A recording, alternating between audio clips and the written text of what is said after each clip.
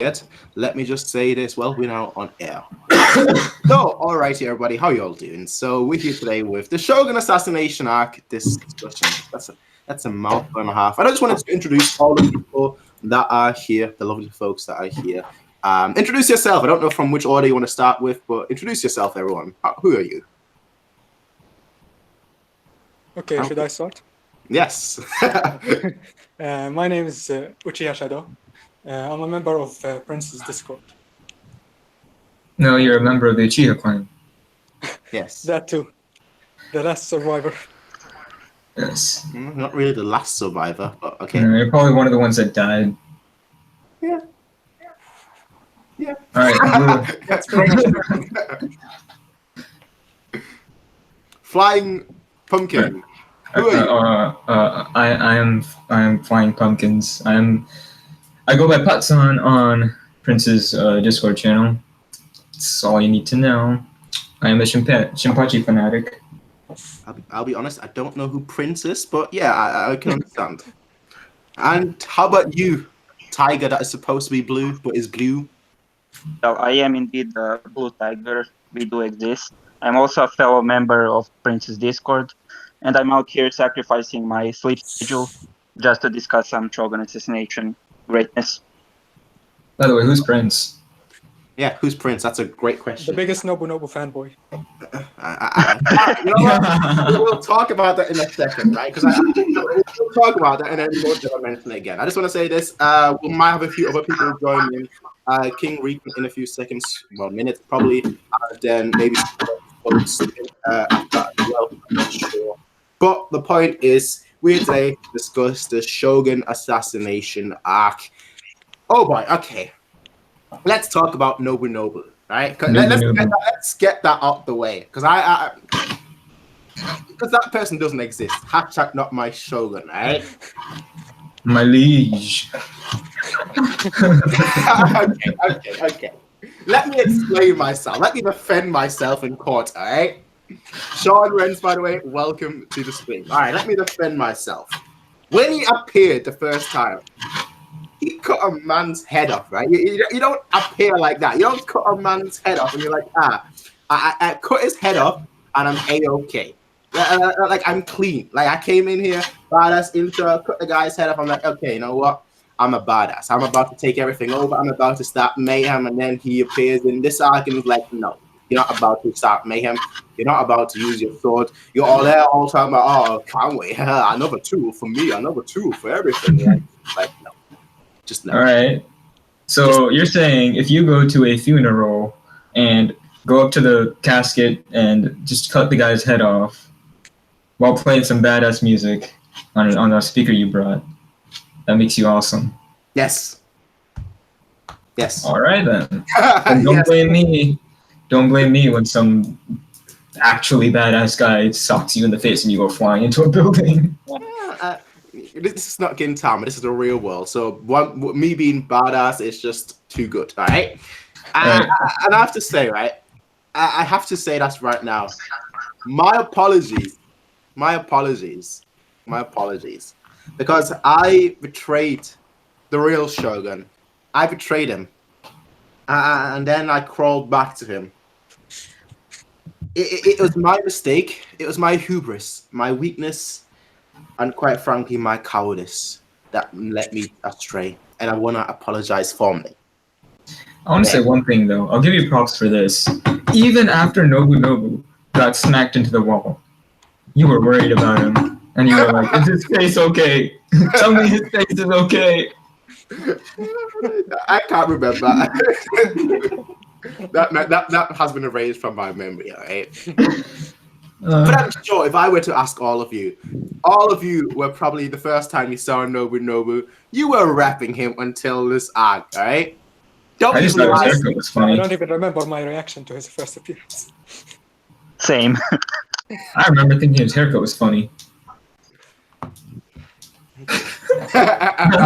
Okay. Let's talk about the actual actor, right? Because he doesn't exist. He's a character that doesn't exist, all right? He has a pretty cool character design, though.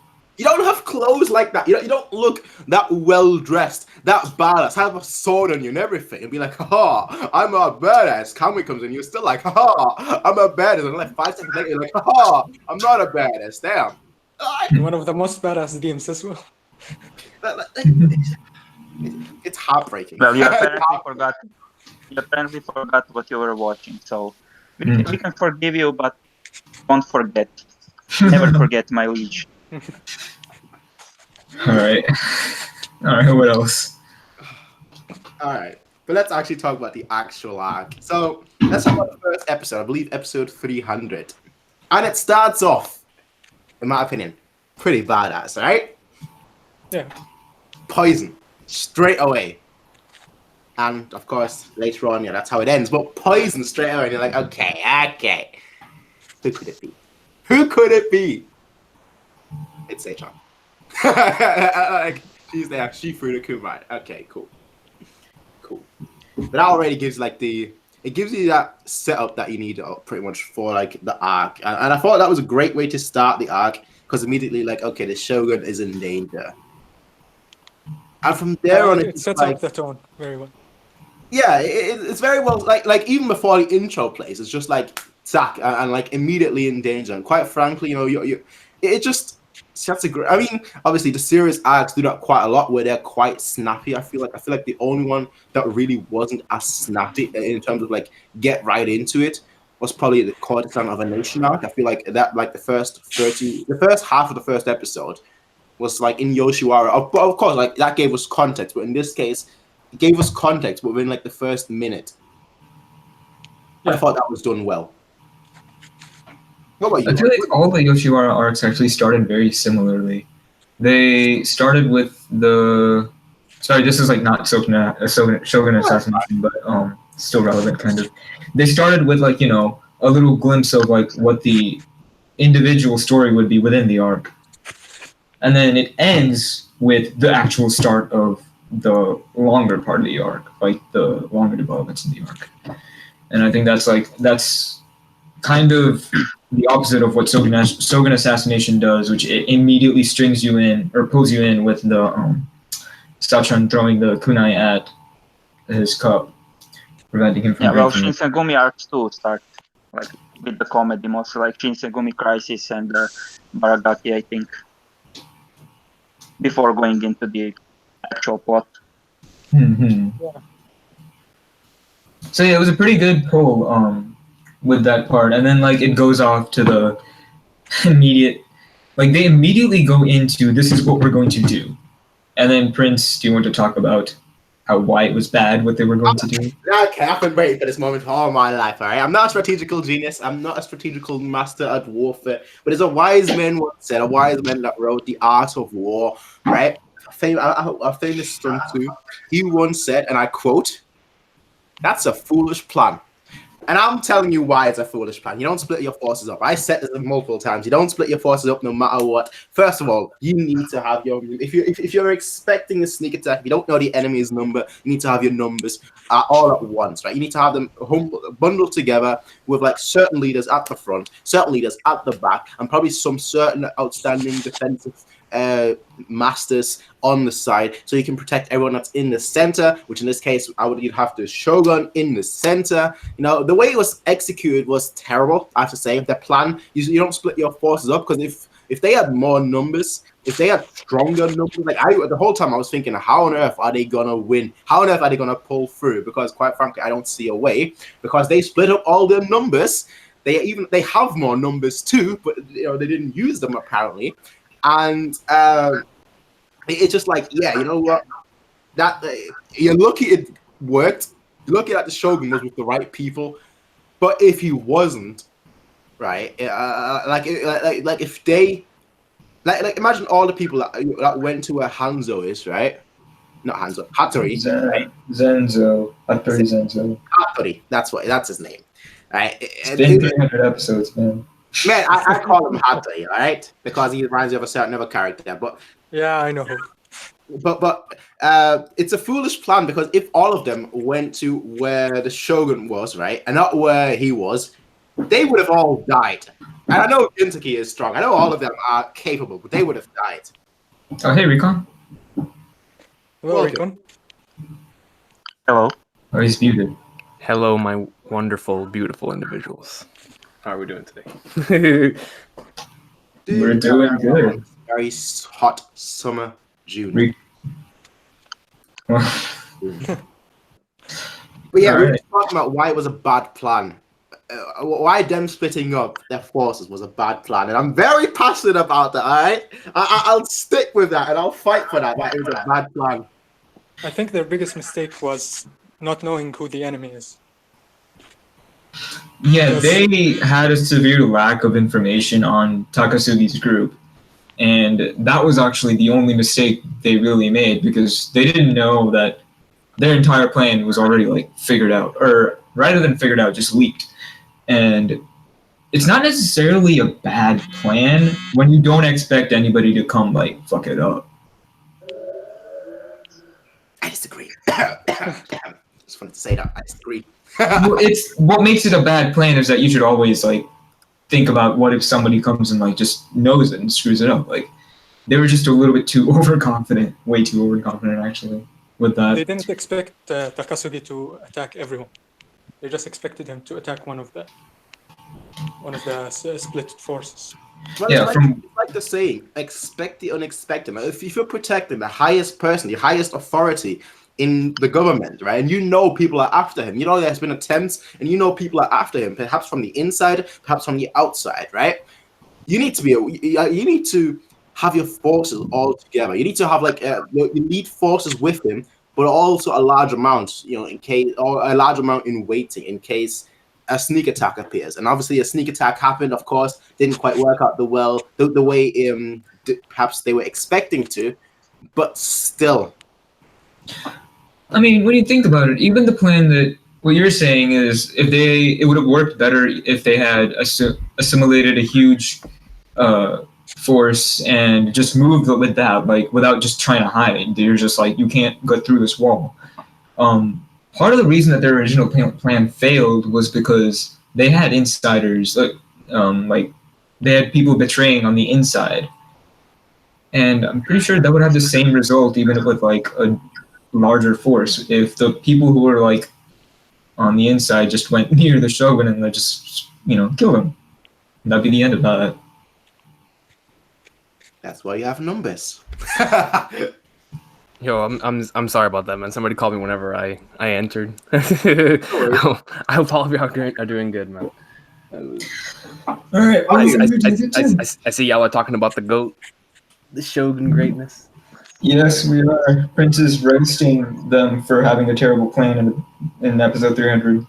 Bro, a terrible plan equals good arcs, though, man. You know this, bro. I can agree with that. That's true. I do want to say though, right? I'm pretty sure, and I'm not switching allegiances. I'm not switching allegiances here, right? But I'm pretty sure if Nobu Nobu made a plan, it wouldn't have been that. Nobu's plan was getting punched in the face by Combo.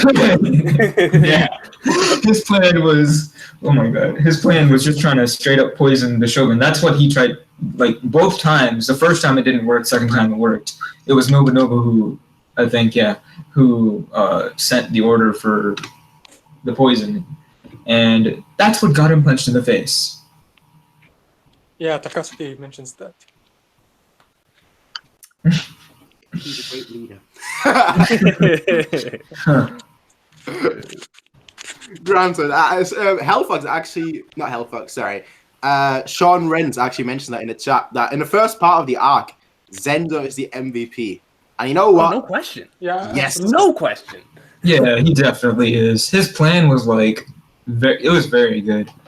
Zenzo was the MVP until chapter 513. Until episode 304.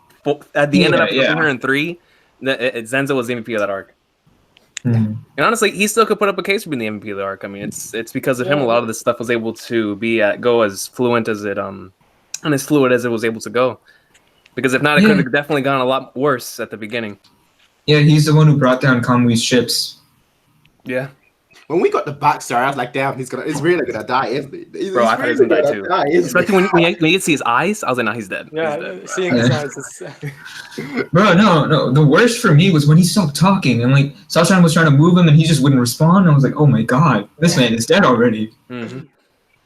And then, like we say later on, we see Sachan being attacked, and you're like, oh no, the flashback, it's actually about her, isn't it? She's gonna attack this time. Facts. They filmed it out so many times so that you wouldn't expect the end. Then she sprouts a sword. Exactly. It's cruel. A troll to the end. That's what I'm gonna say. A troll to the end. Yep. Makes you think, oh, it's this person. No, it's actually about this person. Hi. Yeah, that's what makes it so good.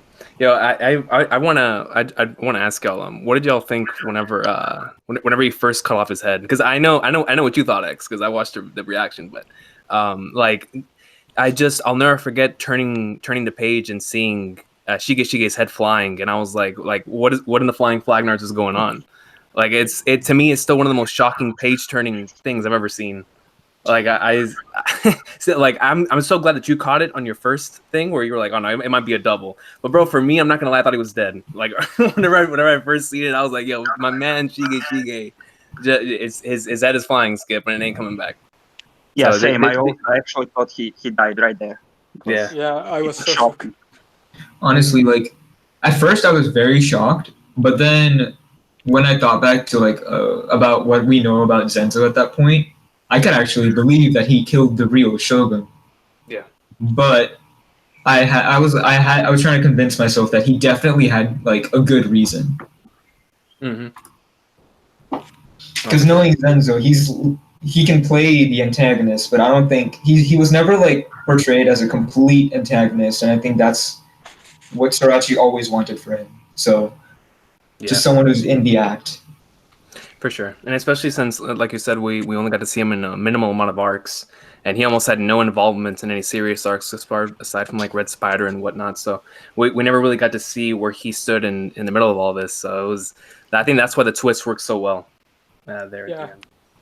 I also think it's a very genius thing that Sorachi did. Every time we see him, almost every time we see him, he is playing like a joke antagonist, where he's opposing Gintoki and his pals, but like he's not exactly super serious. He's not exactly completely against them either. It's just super funny. And later on, like for example, what you mentioned, the Red Spider arc, at first he doesn't do anything, but he does save Gintoki, and no one asked him to. Mm-hmm. And so like I think this is a genius thing, because while it made it believable that like if you don't pay attention completely to his character, it made it believable that he would kill the Shogun for like money or whatever, but then you're like, wait a sec, this man can actually be good. Like it's just a nice gave enough hints for you to know that might be bad. Yeah, it just makes him just shady enough, but also gives him some light. Shoguns of Light and Shadow, that first episode name. I like it. In the second episode, it also shows that he might have had a good reason to kill the Shogun, which makes it even more confusing. Exactly. Well, which really makes that whenever you actually get to see him alive, then you really start questioning, what's going on? And another thing is that he actually killed someone, which stays true to his character. Yeah. Where it's like, he's not completely like a good guy. He's a protagonistic character. Like he's if there was like dark alignment, light alignment, he'd be closer to the light alignment. But he did kill somebody to further his goals, and this person we later learn is actually someone who was close to him and the Shogun, and he decided to sacrifice this person to save the Shogun. And we don't actually know who he was closer to. He could have been closer to Kagemaru, that's his name, but he just sacrificed him for the Shogun because he realized what was more important to him. Yeah, it's like, and the Gin actually did the same with Shoyo. Oh my god, man! Don't drop that on me out of nowhere, bro. Yeah, that on me out of nowhere. I want to stay on Zenzo for a little bit more, but like I'm just thinking that like while we see it as like him being more on the good side, I actually want to I want to put what's it called? I want to give it to him as more like that was actually a pretty selfish thing for him to do. Which stays true to his character. Maybe I'll explain it a little bit later. I need to get my thoughts together on that. No worries. Yeah, I just think just to add one more thing on that, just like it was stated earlier on, that his whole purpose as being a part of the Onigwaban Shu was to protect the duty of the shogun, and so if for the duty for the betterment of the future, a sacrifice needs to be made, then he understands that it needs to happen, and I know that it must hurt Zenzo as much as it would hurt anybody else, which is why I'm glad that Sorachi included that in the same arc that he decided to reveal Gintoki's backstory. So that way we could see where both parties come from in that end, and both parties were like the main parts of their particular portions, with the first half going to Zenzo, the second half going to Gintoki. So like I'm glad that Sorachi structured it in the way that he did, so that you come to understand Zenzo by the end of the arc, by showing, okay, he had to make a decision between either one thing or the other, and he understood that in order to do it for one man, in the same way Gintoki had to do it for Shoyo, then he had to do it for Kagemaru. So that's just the way that I take it when it comes to the Zenzo situation. It's very similar, not extremely similar, but pretty similar to Gintoki's situation. Yeah, that's why they're in the same arc. There's a lot of parallels. Exactly. Yeah, like the idea of sacrificing one man being more respectful to them than actually saving their life for the sacrifice of another. Yeah. In order to save somebody else, yeah, for sure. It's a very tragic idea to explore. It's very nice, though. All right, from a slightly heavy topic, can we go on to the next episode where we got Kamui versus Okita? You just want to run into the battle. You just want to rush into the battle, don't you? Come on, that was probably the biggest thing about the real one. I have to say it, all right? Real talk. How on earth did Sogo put up a fight? How? Because don't underestimate Earth's policeman, bro. Come on, man. but Yato. That's all I can say. Yato. Yato, but like Kamui isn't exactly the smartest person. Punches a knife, like. Kamui went up against the Night King, right? And he was pretty much A-OK. Yeah. Gintoki went up against the Night King, and he was not A-OK. I would say Sogo, if he were to actually seriously, properly actually go up against Gintoki, would probably end up being not A-OK. So where is the balance here? I think what... Oh, no, go ahead. I think what gave Sogo the edge in that fight is his speed. Yeah. Not only his speed, but his brains. Yeah. He was able to outsmart Kamui in almost every single aspect. The only reason why Kamui was still alive is because he's a Yato. I think that's pretty much what Sorachi was showing us there. Because in multiple situations, he took advantage of every single disadvantage that Kamui had. And I think that was the beauty of it being a small clash rather than a long fight. Because the long fight, Sogo would have been killed. But the fact that it was a small clash made it equal. This guy had a pipe in his stomach. That was A-OK. Honestly, like, I really think, like, at first when I saw it, I thought Kamui had all the advantages, but I actually think that Sogo had the biggest advantages there, because despite Kamui having, like, maybe increased strength and speed, Sogo had a lot of, like, different tools available to him. He had, like, swords, and how many dead bodies were probably there with all their weapons and everything. Yep. And then, like, the ship was exploding with all the debris and the pipes and everything. Like, there was no way Kamui was going to, like, really win unless it was a dragged-out fight. Actually, you know what it really reminded me of? It reminded me of Benny Zakura, the ending of Benny Zakura, in a way. Oh, because they're fighting on the ship? Yeah. Is that it? Pretty much, yeah. God. I thought you were recording. No, I'm just talking to my friends about Shogun.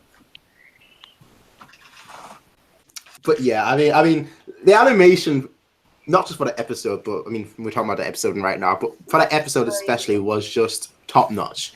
Yeah, especially when Sogo was manhandling the entire ship. Yeah. Just smooth. How hard is that level? Like he was just going on, like, grabbing that guy's weapon, stabbing him, dodging the other guy's moves. Like, Gintama, granted, I think there was a break before they did episode 300, I think, before they started this arc. But like it seemed like the rest of the show was like done in 2010, and this was done like 2016. Like you can see a notable step up. I mean, I think it was just due to planning ahead. In the same way the Shinigami arc was able to have an advantage thanks to that. That's why I think it was placed in where it was placed, because the Shinigami arc didn't happen that early in terms of chapters, but they put it that early because they didn't want the Shinigami arc to happen near the Shogun arc. So like the reason why the Shinigami arc looked as well as it did is because it was right in the middle of a lot of the comedy arcs.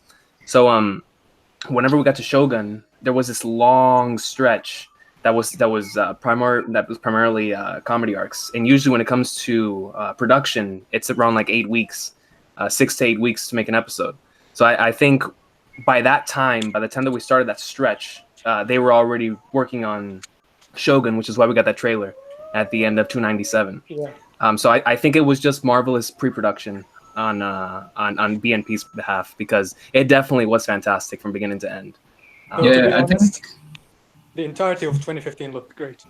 Oh, it did. Yeah. But I think didn't they have like an entire different group working on Shogun?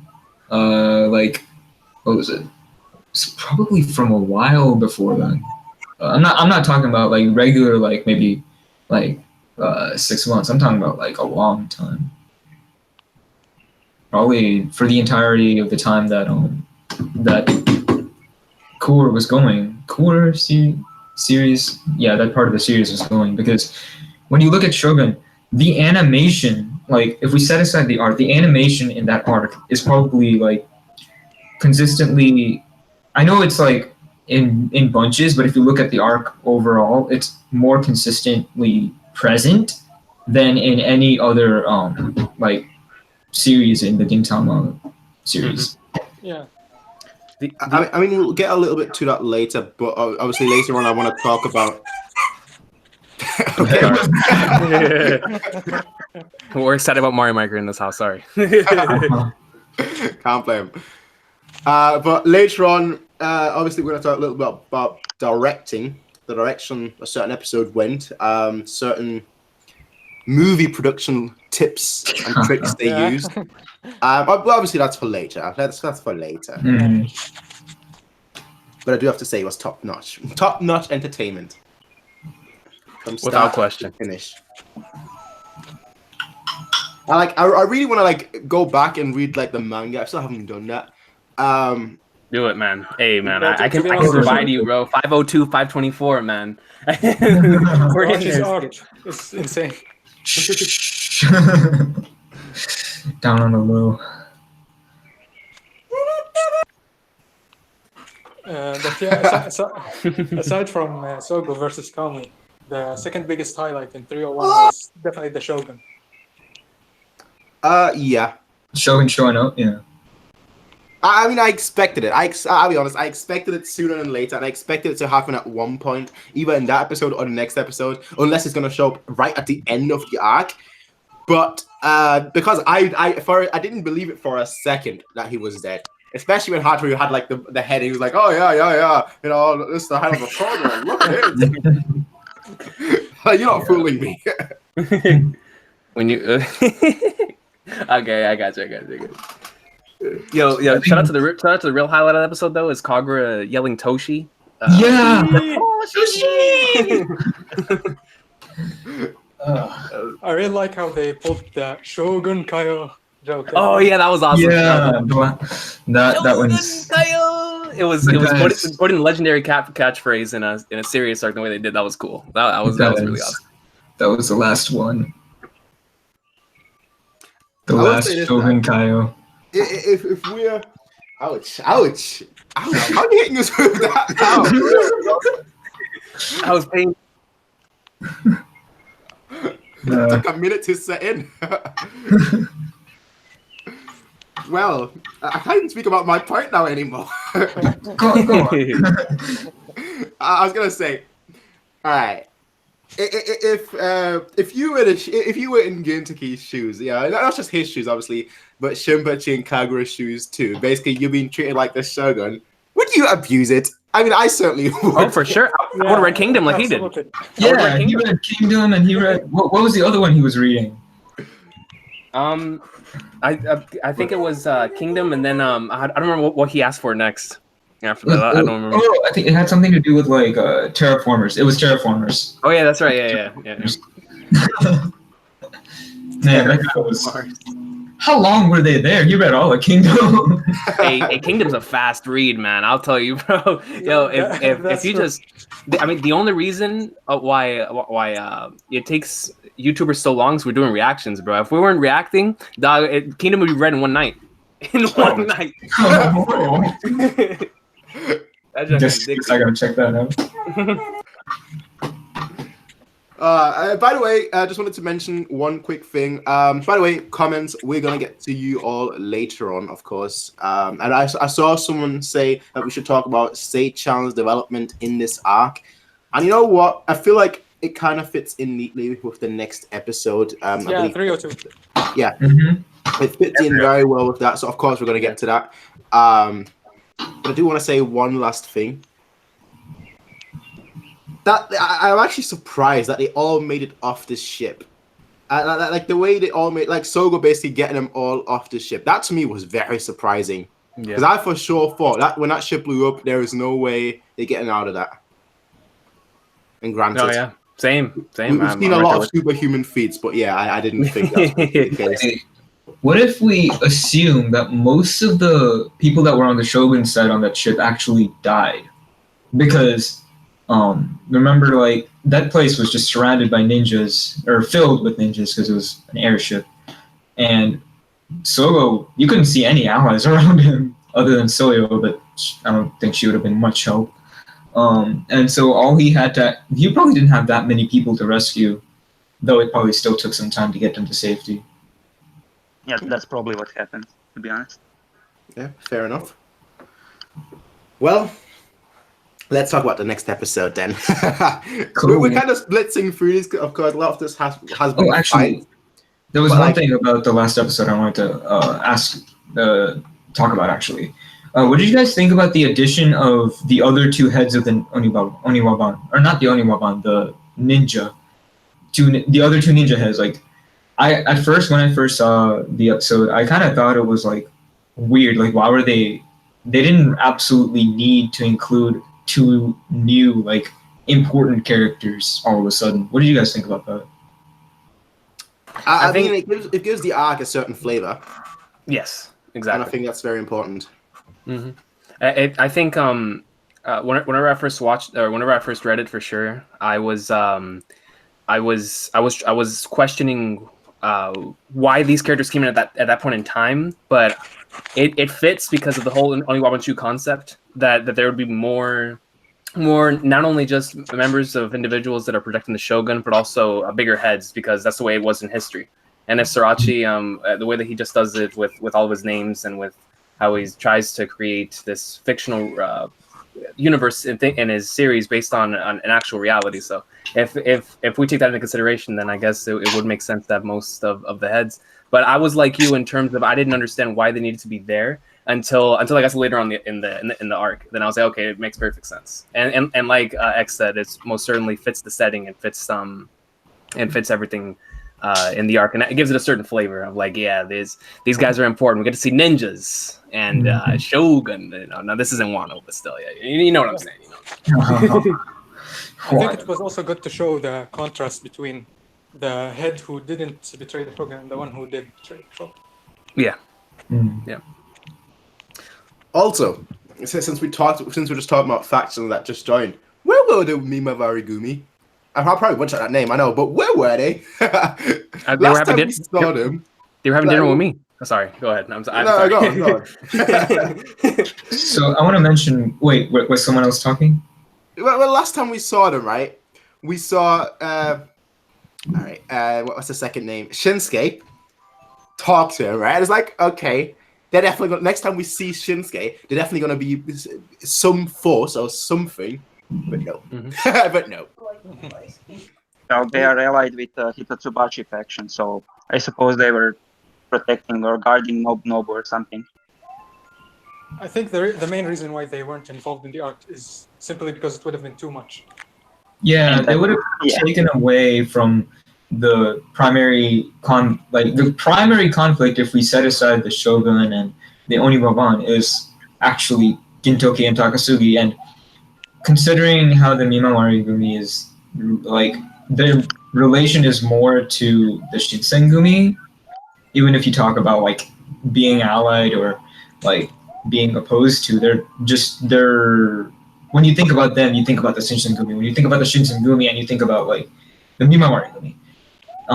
So if you had the Mimamari-gumi there, that would kind of take away from Gintoki and the Yorozuya and their, like, story there. Which is actually, this is way later, but I think this is a primary reason the Shinsengumi was separated before them, like, before the fight. The Shinsengumi was separated away. I think going back to X's point, I question that as well when I first went through the arc, because I had one of my favorite episodes in the series, episode 261, and in that episode you have the conversation between Mukuro and Oboro, and I was like, if we're gonna have Oboro here, then why not have Nobume? Why not have Matagumi, who are so important to this? So I definitely understand that sentiment, because I felt the same way. I really wanted everything to come full circle. You know what I'm saying? And because it was up until that point, we had gotten these little bits and pieces throughout the story, and I felt like everything just hit and hit home here. But there was still a piece that was missing, and that was Matagumi. But like I said, they were having dinner with me, so they weren't able to make it to the event. And the same thing applies to Zero.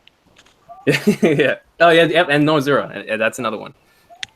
No, Zoro really had no place there, because what would he be doing? He'd probably be attacking the Shogun. He doesn't know that they're protecting him. Well, he probably doesn't want to ally with Takasugi. He'd probably just be like, see, I would attack the Shogun, but you're attacking him. I don't want to do that. I don't want to do the same thing you're doing. Because you know how he is. Sidelines, just watching and being like, let's talk.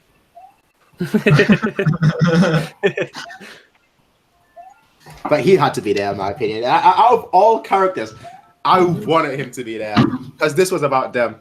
Yeah.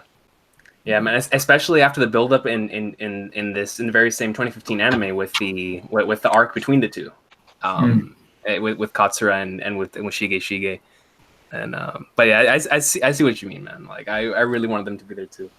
I do like to think about how different it would have been if Katsura was there, but I don't know. When you think about more trolling, which is why he didn't include him, but yeah.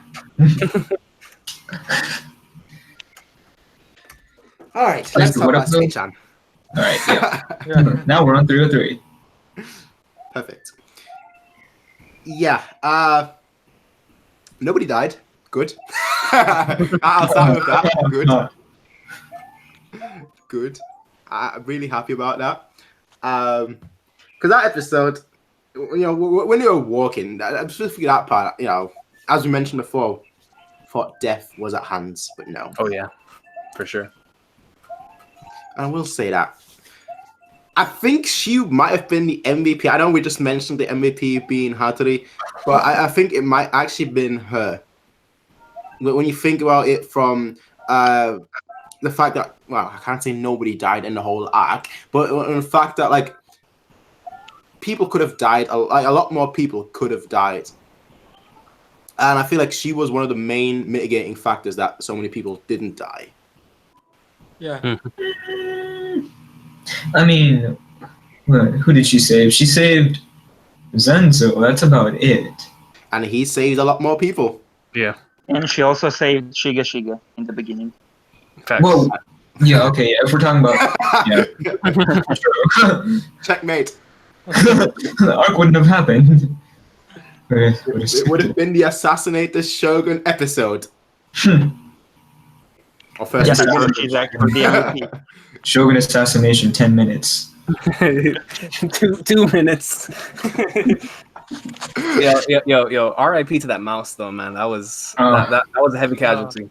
No, real MVP was the mouse. The entire arc. Animal cruelty. Animal cruelty, man. This. We're getting JoJo level stuff now, man. What are we doing, Sriracha? What are we doing? Oh man, no man, but 303 I think is it's a special episode in the arc and in the anime too, because it's the episode that adapts the most chapters and does it in a way where it doesn't feel rushed. Like to me, that's just very very impressive. That's hard to pull off, man. But even the portions whenever you have them all protecting Shigen, they're all working together.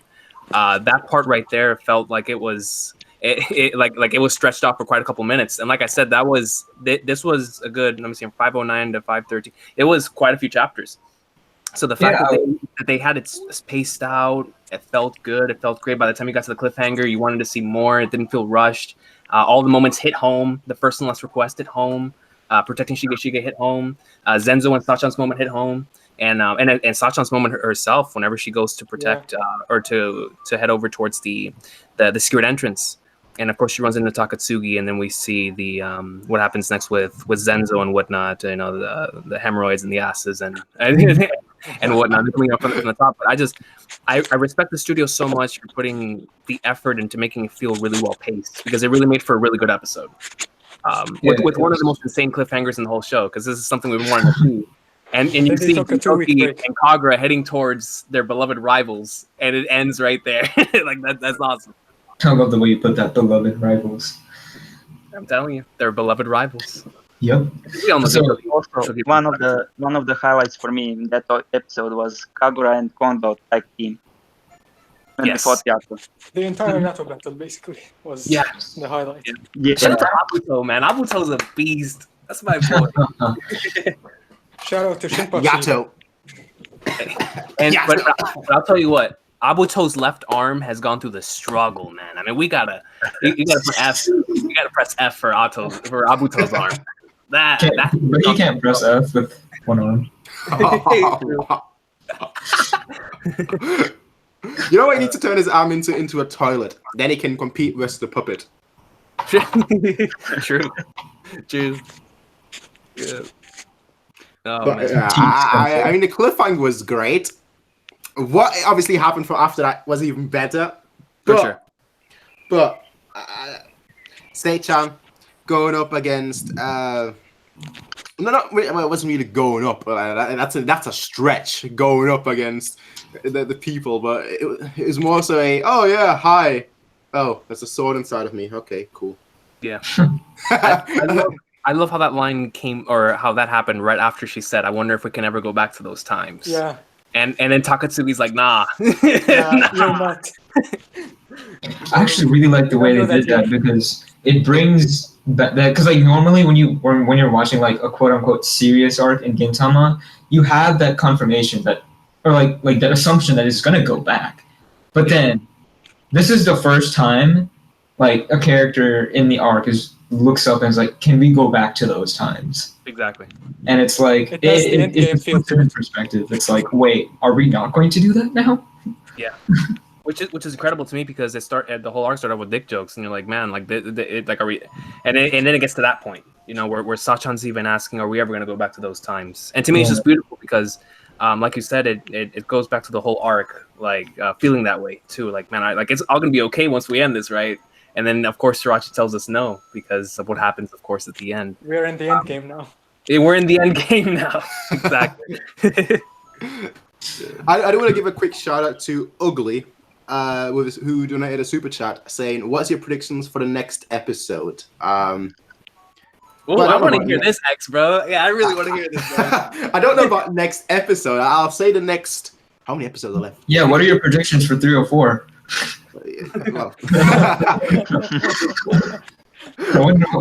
I'll say this. In the next, let's say 20 episodes, right? Because I don't know how many episodes are left. I think maybe like 40 or so. It ends at 367.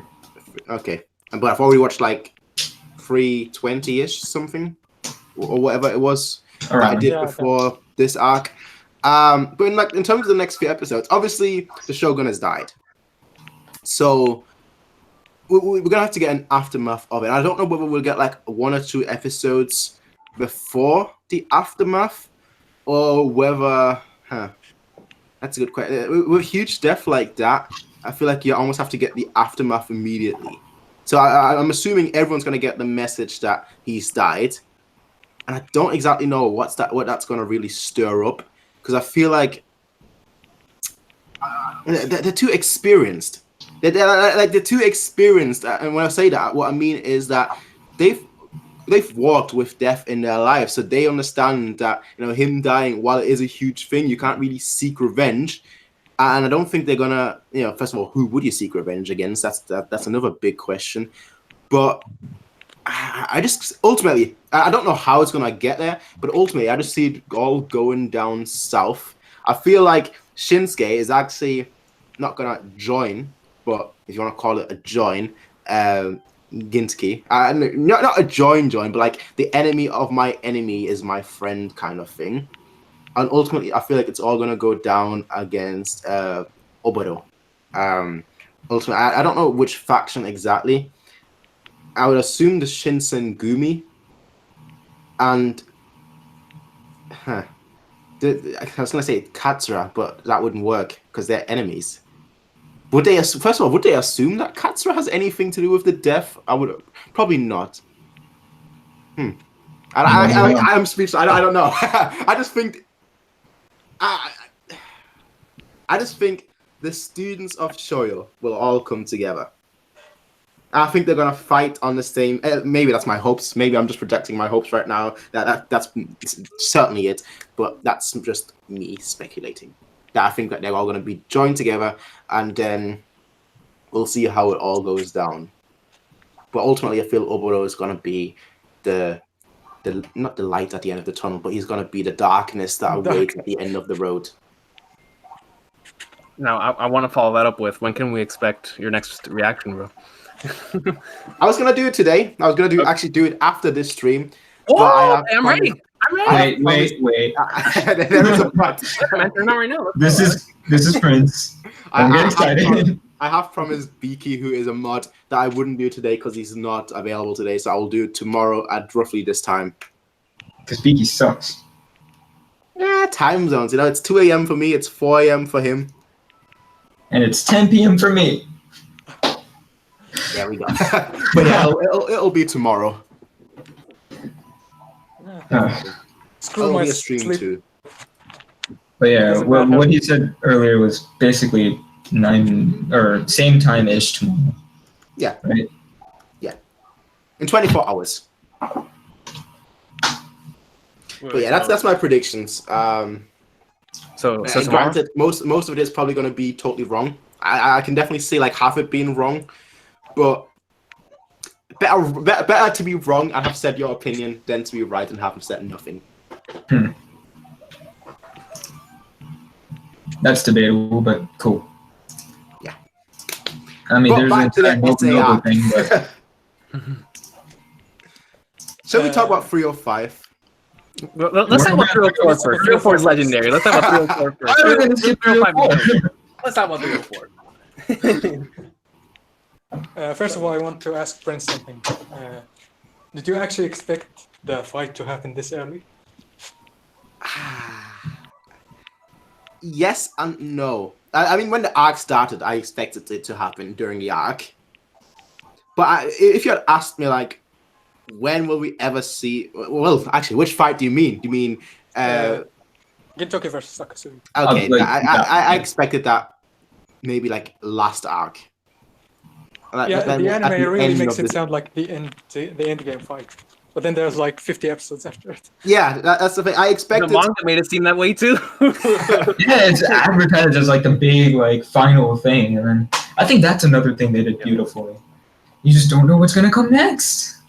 Yeah, at that time, I mean, both in the anime and the manga, Gintama's rankings and Weekly Shonen Jump in the table of contents and in terms of television ratings were at like peak when it came to this arc, which is madness to me. But back to 304, bro. We are the Yorozuya, son. We are the Yorozuya. My man said, "Are you still playing your game of house?" And my man Gintoki said, "We are the Yorozuya." That is one of the nastiest replies to Takasugi, basically roasting him, that I've ever heard in my life, man. Those who protect against all odds. That's right. One thing I really like about Prince's reaction is when he said that he wants to see the dialogue between them first. For sure. Yeah, definitely 100%. was the most important thing. Like, I'll be honest, the fight itself, at the end of 303, I was like, okay, fight, that's going to be cool, but I want dialogue, because I want to know more. I want facts, I want opinions, I want everything. I want I'm right there with viewpoint. you. And then we got Because back there. It's like, yes. For me, like, this whole fight has some of the best dialogue in the entire series. In all of this medium, not even just a Yeah. series, in this medium, it's incredible, truly incredible how they, especially in 305, Yeah. you see some insanity being spit, man, and it hits home. It hits home. Okay, if we're going to talk about dialogue, and since we're on 304, this is relevant, so don't yell at me. Can we talk about Yoshida Shoyo and how he is painted as such like a beautiful person in like 2 episodes? Yeah, I'm not gonna lie. I don't think I've ever been so connected to a character in 2 episodes than I have in Shoyo, man. Like, I remember whenever I finished the arc, I changed my Twitter handle to @Yoshida Shoyo because that's just how good he is. I was like, yo, Yeah, this man right here is a legend. I mean, he's Gintoki and Takasugi and Katsura's master, so we knew he was a GOAT. But whenever you actually get to see him and just the way he carries himself, his presence, the way he jokes around, the dialogue he spits, that entire conversation he had with Takasugi, it's some of the most beautiful stuff in the series about finding your own way, man. Yeah. The coolest thing for me about that speech is when you realize that the entire series was about that. Exactly. And that's not the only thing. For me, what hits the most is how, how in, like, I'm not bashing other shonen here, but in a lot of other series, you'll get a similar type of character. One who spouts ideals like he does. Like, they say the same things. Like, I think the biggest example would be, like, when he's, like, the loser is the one who gains more than the one who wins, right? That's something you hear in, like, almost every shonen. But there's something about, like, how he describes those ideals, like that Bushido is like the struggle of finding one's better self, that type of thing. Like, the delivery is just so good that you instantly love him. Like, it's not even you like him, you just love him. The one that always gets me. I will say this as the dissenting voice.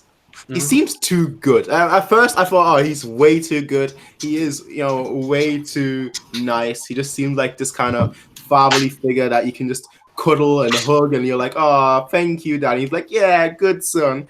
And then, well, he died, so clearly he was a nice person. But to me, he just seemed like, oh, yeah, like almost like a dream, I want to say. See, the way I look at it, though, is, you remember in 305 whenever he goes over and he basically gives the death stare to those dudes, and to me he just has that Gintoki type of or Gintoki got that from him, to where instead of Shoyo being a troll like Gintoki is, Shoyo's genuinely actually like a good person, and then whenever he needs to get rough somebody up, he roughs somebody up, but whenever somebody threatens his children. Exactly. And that's why I love what Takasugi says to him whenever he says, also, you're the one that picked up Gintoki, and he says, oh, I mean, I don't know if it's him that picked me up or me that picked him up. Who knows? And to me, that's beautiful because that just shows that Takasugi, or not Takasugi, I'm sorry, Shoyo, his way goes through his kids, and that to me shows like, yo, this guy is a true teacher, bro. That man is a parent, dog.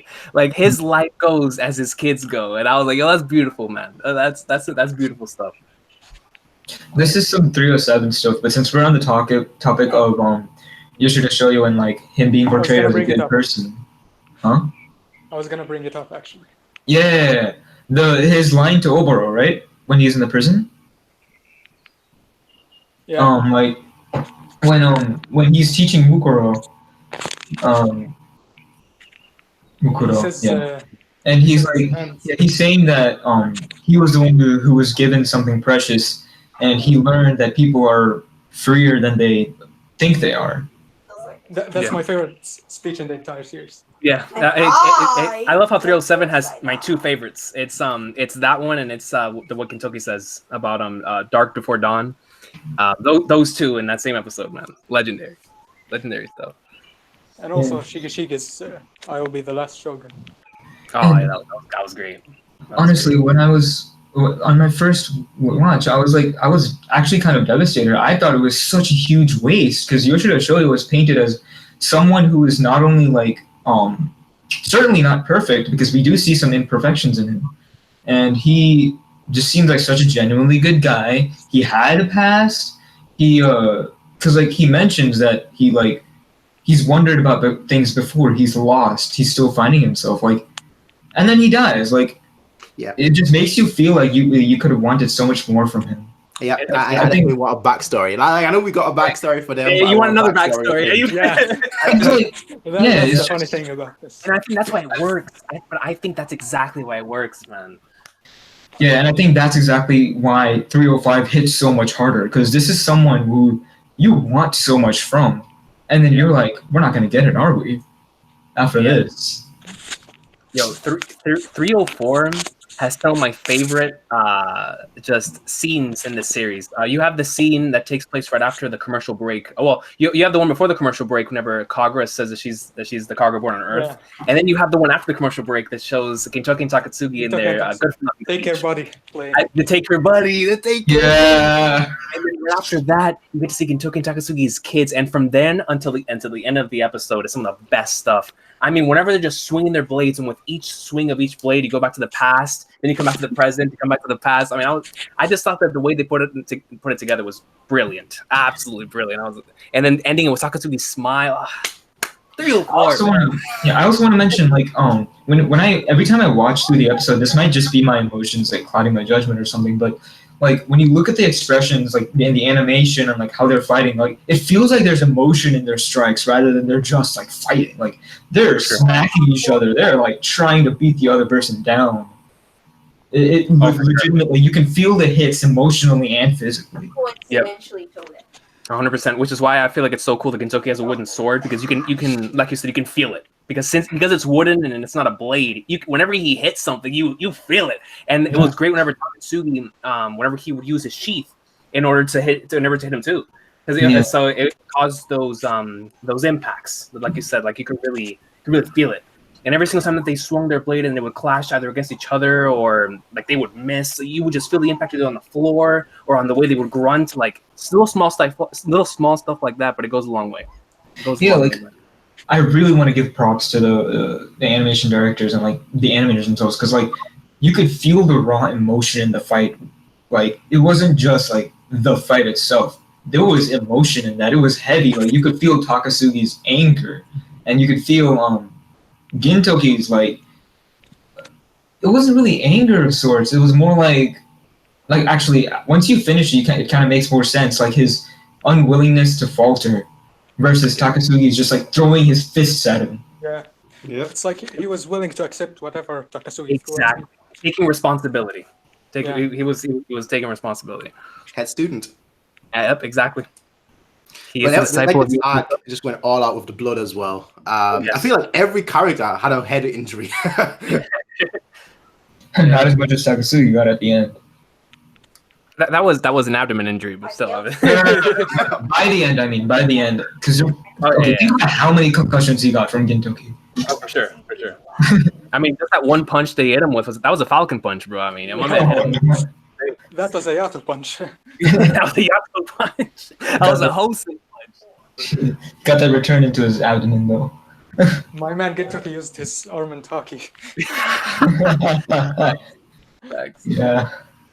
Let's talk a little bit about Kagura, because the Yatos are special, bro, and she deserves more praise. Yeah, the first thing I want to mention about that is she grew a ton. When she says that to Kamui, that you can't hide your injury from me. Yes. I know your mannerisms. Yes. It was so cool because like you're not just sitting there like, oh, how did Kagura know that? No, she gives you an explanation right there on the spot. That it was because of their past and whatnot, and that gets you interested in their past too. And you're like flipping flag nards, man. Of course. You know what needs to happen, right? I know I just gave my prediction, but here's another prediction, or more so a wish list. Flashback on every single character, 10 episodes. There we go. Hey, let's do it. This isn't One Piece. hey, but when One Piece does it right, man. Okay, I'll give it to the manga, but Okay, this isn't a One Piece discussion. One thing Well, I we've wanna say spoken about- a lot right now about We're the only on arc 3 in or 4 itself, the Shogun Assassination arc, but we've not actually talked about the Shogun itself. himself. Because he is better than I thought in terms of like combat, in terms of defending himself, which is obviously very much like in the real world, where like these higher ups, they were taught to either handle a sword, handle weapons, or whatnot to protect themselves in case all the retainers are gone. And that's pretty much what it was like the case from like episode 303 until 304, where like he held his own. And I feel like, yeah, you know what? He may be a shogun, he may not be trained in the art of war, but he is still capable of putting up a fight against, which largely was Yasuo following them. Exactly. Yeah, I really liked whenever Shinpachi was going against the Yatos, and then Shige threw the kunais at them. Yes. And Yes. Shinpachi finished them off. Actually, I think this is where Sorachi got the idea from, or he was foreshadowing it. Probably got the idea from it, but like, I can't remember as far as 85 very clearly. But the Shogun episodes, like, more clearly, I can remember the vacation arc and the pool episode. In the pool episode, the Shogun. I mean, this is probably not like his comedy, so it's like probably not that reliable, but he does do some like ninja flash step stuff, and then in the vacation arc, he survives in like a blizzard. Alright, so that's the foreshadowing that he can. That's just where Sorachi probably got the idea, like, I can make this guy a ninja. Yeah, and it was also established with whenever Kagemaru took up his position for a while after he got his scar, he was pretty much in that school as well with all of them. You know, as Kagemaru, so he was learning a lot of the arts. I think in Red Spider arc, Zenzo mentions that he is friends with the Shogun as well. Yeah, he's like, I'm personally friends with the Shogun. I used to be a leader of the Onibaban and all that stuff. So I'm pretty rich, and I can support this fugly club. Which is so cool to me, considering like the foreshadowing from that arc from Red Spider. That it's really nice that he decided to include that there. But yeah, I love that scene at the beginning, because not only do we have the reunions we've been waiting for in Kagura and Kamui and Gintoki and Takasugi, but we have finally Sarutobi, Zenzo, and Shige together. And it was great because we didn't think we would get to see it. I mean, we thought Shige was dead, and we thought Zenzo was dead, and we thought Chachan was dead, and we actually saw them all three together after the last time. So that was a great little moment between the three of them. Honestly, I was still scared for them after that, because in the ending, when they come out, it shows them turning around, walking to the light. I'm like, don't walk into the light. The light at the end of the tunnel. Exactly. But no, I actually thought they were pretty much safe from that point. Yeah, I did too. I really did. And it's incredible to me how he managed to do that at the end of the arc. But I really thought they were safe. I never trust the gorilla. After Renho, I've learned my lesson. That arc was the ultimate troll. I will never forgive that arc. After that. I don't think you learned your lesson after that, because you had Nobu Nobu after that.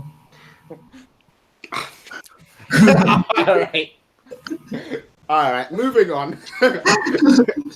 Episode 305. The best episode in this show. The greatest episode of all time. Absolutely. I've never seen such perfection in 24 minutes, man. That was like the directing. Oh my god. Before we talk about the episode in of itself, what happened in the episode, can I just say mad props to the studio. Obviously they went with, I think it was 21:9 whenever they showed the flashback, giving it more of a cinematic feel. And then whenever you switch back to like the present time, the animation is just like top notch, and it's like fluidity, movement, so on and so forth. And then whenever you switch back, it's just like tranquility, calmness, give it a cinematic feel. Like it was really good. It was a really good distinction of like the past and the present, and like this was peacetime and this is wartime. Basically, I thought it was just excellent. even with the color palette, the first half of Gintoki Takasugi's fight taking place in the clearness of the light. And then towards the end, you have like the Ford Davis type of color palette where it's a little darker, and it feels like the sun is coming down. And then in the past, whenever you go to Gintoki and Takasugi in the war, it's gray. It has like the monotone type of feel to it. And then whenever you have him in the past, when it comes to his kids, it's very colorful. So stuff like that is really cool to distinguish certain emotions and certain tones. It was really cool. I really enjoyed how they even went to that aspect and to that length to differentiate everything. Yeah, the present had like a very bright color palette, while the childhood had a similar colorful palette, but it was also kind of like, like the bright dream. Like I like what Prince said, like, dreamy type of air to it, with the Joy War being just a darker color palette. But what I want to mention is the part near the end of the fight where Takasugi is running towards Gintoki, and he's like screaming, and then it fades into his past self, and then you can hear the audio kind of change a little bit too. And I just love how they did that. That was prime directing for me. Absolutely. That yell still sticks with me. Like sometimes I'll just randomly be somewhere else and hear okay, because you just feel the pain in that man's soul when he yells that, bro. I can take a screenshot of Takasugi like at any point in these, two episodes, and you can hear him like that voice acting was just phenomenal. Also, one of my Oyasu was legendary in that episode. Oh, yes. Yeah. Also, one of my favorite scenes was when Takasugi was saying, I haven't forgotten any of it, and he started saying desires, and it showed Shoyo, then bonds, and it showed Gin and Katsura, aspirations, and it showed sun, and hatred showed Shoyo's head. That was beautiful. And then it showed that was and you felt like the hatred. Whenever you said hatred, like you felt like the sorrow, like the hatred. Like you felt it. Dog. Yeah. The direction in that scene was in front of the head. Yeah, man. He's looking at a at heavy episode. And then very when he says like I haven't forgotten a single bit of it, like the deepening of the voice, that was the way it shows him in the past, and then it shifts into his present self. Yeah, and he has the same expression. I was wondering whenever the episode first came out, one of the things I was looking forward to was seeing how they were going to adapt Takasugi looking at Shoyo, and then it would transition to be Gintoki. And the way they did it in the anime was marvelous. The way that he transitioned and rolled over, looked up, and he saw Shoyo. The music cue hit in for Shoyo's disciples. Then it was, I don't know. Every time I watch that scene, it always gets to me because in the manga, it doesn't show it from Takasugi's perspective. It just shows the panels normally. Precisely. Yeah, which is why I was wondering how they were going to do it, and whenever they did in the way they did, I was like, "Yo, that was great." All of a sudden, the meeting with Shoyo Sensei plays. Mm-hmm. Yeah. And then it turns into Gintoki, and it goes back to the battle OST. Yeah, man. Yeah. I really love Takasugi's speech in that moment when he tells Gintoki, like, stand up, avenge Sensei. Yes. Oh, yeah. No. And then. Actually, I found it really interesting. Like while I was watching it, I found it really interesting how they decided that Takasugi would say avenge Sensei, and then they go into the flashback where it's like Gintoki was the one who did it. Takasugi is telling Gintoki to avenge Sensei. Like because before they show the flashback. You already know that Takasugi doesn't blame Gintoki for what happened. Yeah, exactly. Yeah, totally. Like I understand that. I just found it really interesting for that choice, like of ordering the events, and then you find out Takasugi, like he's mad at himself and at Gintoki and like himself again. It's just like a piling of just terrible emotions, and it all comes out when he's just Gintoki over and over again. Yeah, whenever I describe him, I always thought like, oh, he's just a war veteran who hasn't found a home after war. But I feel like after 3 or 5, he's almost like a son who's lost his parents and just can't get over that. Yeah, he's still a child, basically. Yeah. Yes, exactly. Yeah. They're both like that, actually. I don't know. For some reason, Katsura is kind of different, even though he went through the same thing.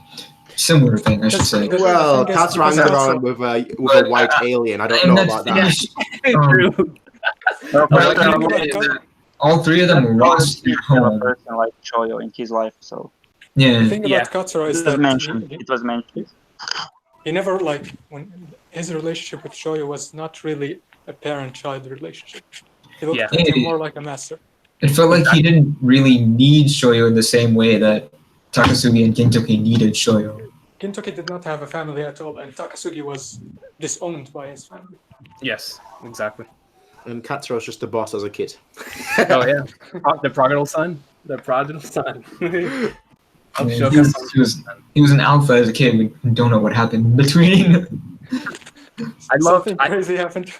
I loved the flashback at the beginning of the episode whenever it shows all of them together as kids, because it really showed that they're still the same now. Like you see Takasugi in the way that he still is today. Zura Zura's less bright, but he's still the same Zura that he was back then, and Gintoki's always been that way. And I thought it was just so cool because it just showed you as a viewer, like, yeah, these characters, even though they did grow up and they went through all these experiences, they still remain true to who they are. And that was really nice. And of course you have Shoyo coming up in there, like swimwear after that. But I really love that flashback at the beginning. Not only just from a visual standpoint, from an emotional standpoint, when you look back on, you're like, man, dude, those were the times. Those were the times. Also, like back to the voice acting point where it really felt like they were them as kids, not just like someone else trying to act like them. Yeah. That's the cool thing about Gintama's voice acting is whenever there is a flashback or like in the gender bender arc, even though there are other voice actors, they still deliver. Yeah. That's just the hallmark of a great production team and a whole great animation team as well. Yeah. An invested one, yeah. I mean, you can always tell the difference between a passionate team and a non-passionate team, I feel like. And I definitely want to say that the team is passionate. Yo, I just I want to ask this on a personal note, because this is the moment that changed not only Gintama for me, but it changed everything, honestly, when it came to just it's the reason why for a long time that was my favorite chapter, because it was just something that affected me so much on a personal level. I want to know, what did y'all think about knowing the truth after you find out that Gintoki is the one that killed Shoyo? We had to get to it eventually, but what, like, because I'm glad X brought it up in the stream, because it's the same way that I felt. It was after we finished that episode, because of that particular moment, it just, you want to go back and look at the hints. You want to go back and look at everything this man has gone through, because you just look back to Gintoki, and for me, I remember just finishing the chapter and just saying, is this why Gintama's a trollish series, dog? Is Gintama a trollish series so Gintoki can get over this pain? And like, it just changed the whole series for me. And and I'll never forget the way that I felt afterwards, because it was not only not despair. I'm sorry. It was a really confusing feeling, because I felt so bad for Gintoki, but it was also inspirational for the fact that this man still continues to live even through that, and real deal carries his ideals even after having done something like that. And I was like, man, that's after Gintoki became my favorite character ever after that. And I was like, man, this is beautiful. I just wanted to get your thoughts on that moment, and how if it changed your view on the series / character after that moment, because it was insane. I don't think I've ever seen a twist that really caught me that off guard as that one, that affected me in the way that it did. Yeah. Honestly, I thought, like, I was wondering how Gintoki could stay happy, or like, and like how he not how he was, but like stay happy and positive after that. And then it hit me, the realization that he didn't stay happy and positive. He went, and first of all, we find out in Shinigami that he like just went to prison for something, just to save someone's daughter, and then he was just being suicidal. Yeah, he was just being suicidal. And then he's found by Otose, who saves him in a way, gives him a purpose in life, and then it's through his connections that he grows, and he can find the will to maybe find some more positivity in his life, and like try to bring out some of the happiness that he has within himself, share it with others so that they can fill the void within himself a little bit more. I think about I feel like, in general. Yeah, at first I didn't see that, but this arc makes it so much more clear. It makes you respect Gintoki a lot more, but it makes you respect his struggle more than how he deals with it. Because, like, he goes through so much, and there's no way he could have done it alone. Like, there's no way if he was left to his own devices, he would have probably ended up killing himself through some weird like fashion of like sacrificing himself for somebody else or something. But no, he was lucky enough to find other people to care about and to protect, something else, another promise to keep, another reason to live. And eventually it all came back and helped him. It's so beautiful because you look at Shoyo, and back to that statement, which is why I love what Shadow said earlier about that that conversation between Takasugi and Shoyo being what the whole series is about. Whenever Takasugi asks Shoyo about and then Shoyo replies with, I don't know if he's the one that picked me up or I'm the one that picked him up. Gintoki could say that same thing when it comes to Kagura and Shinpachi. Yeah, because that really is what the whole series is about. And and it's so beautiful to me because for the longest, well, I mean, it was kind of something that was in the back of my head, but for the longest, it always seemed like, yeah, without Gintoki, Shinpachi and Kagura would have nowhere to go.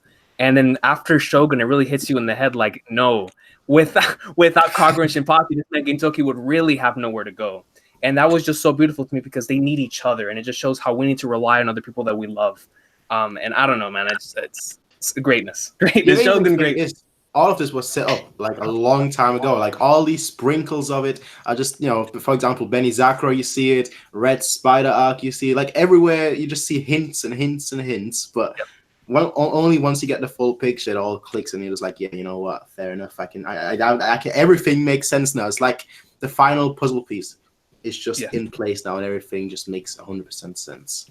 I also like to think that there's a reason that, it happened now, like so late into the series, but also not like completely at the end of the series, because the reason it happened this late into the series is because Gintoki wasn't ready. Like I feel like if this happened earlier in the series, he would have had to have a different answer to what Takasugi was throwing at him here. Because he hadn't come to terms with it himself either, what he did. Like at first, like in the moment, he was like, okay, this is what I want, this is what I want, this is what my friends want, and this is what my teacher wants. Yeah. And then he chose his teacher. Or not exactly, but like the way he worded it is really nice. Yeah. But like just the way he grows. I hate it when people say that Gintoki doesn't change throughout the series. He absolutely does. He changes quite a bit for an adult and for how he was in the beginning. And he needed that change. It was absolutely necessary. It took him 300 episodes, but he did it. And he made it to a point where he was able to confront Takasugi and give him an answer that both he himself and Takasugi would be satisfied with. It also makes Benny Zakura, the one part with the books, a lot more impactful because, you know what, he not just, there's always this, from what I've seen, there's always this discussion about like the book thing in Benny Zakura, whether like he's just forgotten the past or whether he just knows all the teachings. And I feel like this episode really just tells you, you know what, he doesn't need the teachings in a book form. He has it inside of him. Exactly, dude. It's in his soul. In his soul. Exactly, yo. Just following that train of thought. I was rewatching the Patriot Reunion arc just recently, and above it being a really really funny arc, there was one line that always sticks out to me with every rewatch, and it's whenever Sakamoto and Zora want this man they want to talk about the past and whatnot, and Gintoki randomly just blurts out, plus I hate looking back on the past, so don't make me do that. And to me, it's just so interesting that that they brought it up there, because after Gintoki said that, whenever I went back and rewatched it, I said, you know what, we never really saw the past through Gintoki's eyes.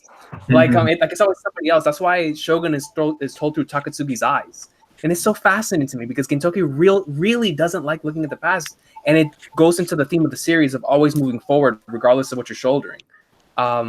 And I don't know. I really like the small touches that the series and the little hints and sprinkles that the series has given, even in the most comedic situations of what the truth is. And that's why I think it hurts that much more whenever you see it, and it impacts you as much as it does whenever you see it. But yo, I guess another question: thoughts on the last thing that Takatsugi saw with his eye, man? Because oh my goodness, man, that's probably the most iconic panel in Gintama. That's that panel right there, man. It hits. You never see that man cry. Yeah. No For one sure. wants to see Gintoki's crying face. No wonder Takasugi went off his rocker. Exactly. You feel me? Like, man, can you imagine that though, bro? Like, like he said, if it would have been the anime, if it would have been the Bakufu that would have been burned into this eye, everything would have been so much easier. But because it was It would have you, been a simple revenge story. a simple revenge story. That's it. Not That's even it. that. I think that if Gintoki wasn't like so like if he wasn't so like obviously demolished by that scene, like if Takasugi didn't see Gintoki like physically like, you know, emotionally affected by that, he could have still been like, you know, he could have still blamed him a bit, but like he can't blame him. Can't blame him for anything. And so it just makes it hurt more because he would have done the same. And both of them actually became suicidal after that. It's just one of them, they both met different types of people. I hate both Sriracha and the anime for showing it 3 times back to back. Because you see Gintoki do it, and then you see it again from Gintoki's perspective, then you see him tear up, and you see it again from Takasugi's perspective, and you see him actually cry. You're like, bro, why do I need to see this 3 times? It hurts more and more with every single time you show it. And then, Enough is enough. Can we mention that one little bit when Oboro is speaking and he says your swords are broken, and like when he says broken, it just flashes back to that again. Like, why? That was unnecessary. Why did you do that to us? Facts. Man. But the end of that episode, from the moment that that legendary soundtrack starts playing, the heavier the burden, the more precious the burden, the more heavier it is to carry it. From the moment that soundtrack, it's some of my favorite stuff in all of anime, man. I mean, Gintoki's conversation with each other is so beautiful. But my favorite thing is whenever Takasugi asks why does he chose him, Gintoki's response, it's like Gintoki had these responses in his back pocket for years. It's like when Takasugi asked me this, I'm gonna hit him with the "We are the Yodozuya" and the "I am the disciple of Yoshida Shoyo." Man, he had him in the back pocket. See, that's kind of what I meant when I was talking about him not being ready earlier than now. Was like the reason he was able to give those beautiful responses was because of his experiences in Red Spider and Four Divas and Courtesan and like all those other arcs, like and the trolling arcs too. And also Obi Hajime. I think that was a big one. Like people shoved that off quite a bit, but that was probably a big one that affected his decisions for how he would respond. And the Gintama arc, man. The Gintama arc really appreciate everybody around him. Because like he learned to appreciate himself, and in that way, he learned to appreciate Takasugi too and his struggle, and like why, basically just looking at it from both points of view for himself. And I find it so interesting how we can go so far into Gintoki's like way of dealing with things, even though we never get his actual thoughts on it. Yeah, but to me that makes it so much better. Yeah, because it's the thing is, serious. If you look back on the series as a whole, you realize that we rarely ever get insight on Gintoki's thoughts, unless like in comedic situations. But in serious situations, we almost never get that. Yeah, which is why once I rewatch the series, it's gonna be so much. There's gonna be a totally different experience almost. Like every word, like, oh, is that a reference? It is. It is a totally different experience. It really is, bro. Like it used to be such a huge debate about how far Sorachi was foreshadowing things, because it seems like after Shogun Assassination arc, everything fits. Like it's just so consistent, and it's weird. The thing about like that reveal is that it's not just that it explains everything from a plot perspective, it explains the way the series is written to begin with. Yeah, exactly. And like I personally think there's no way he would have known like this is how I'm gonna like end it, so this is how I'm gonna write it. Like he probably had an idea, but he absolutely couldn't have known that. But he managed to think of something that fits so perfectly with his story's themes. And I think Sorachi from the very beginning had the idea of Gintoki carrying a huge burden on his back. Oh yes, 100%.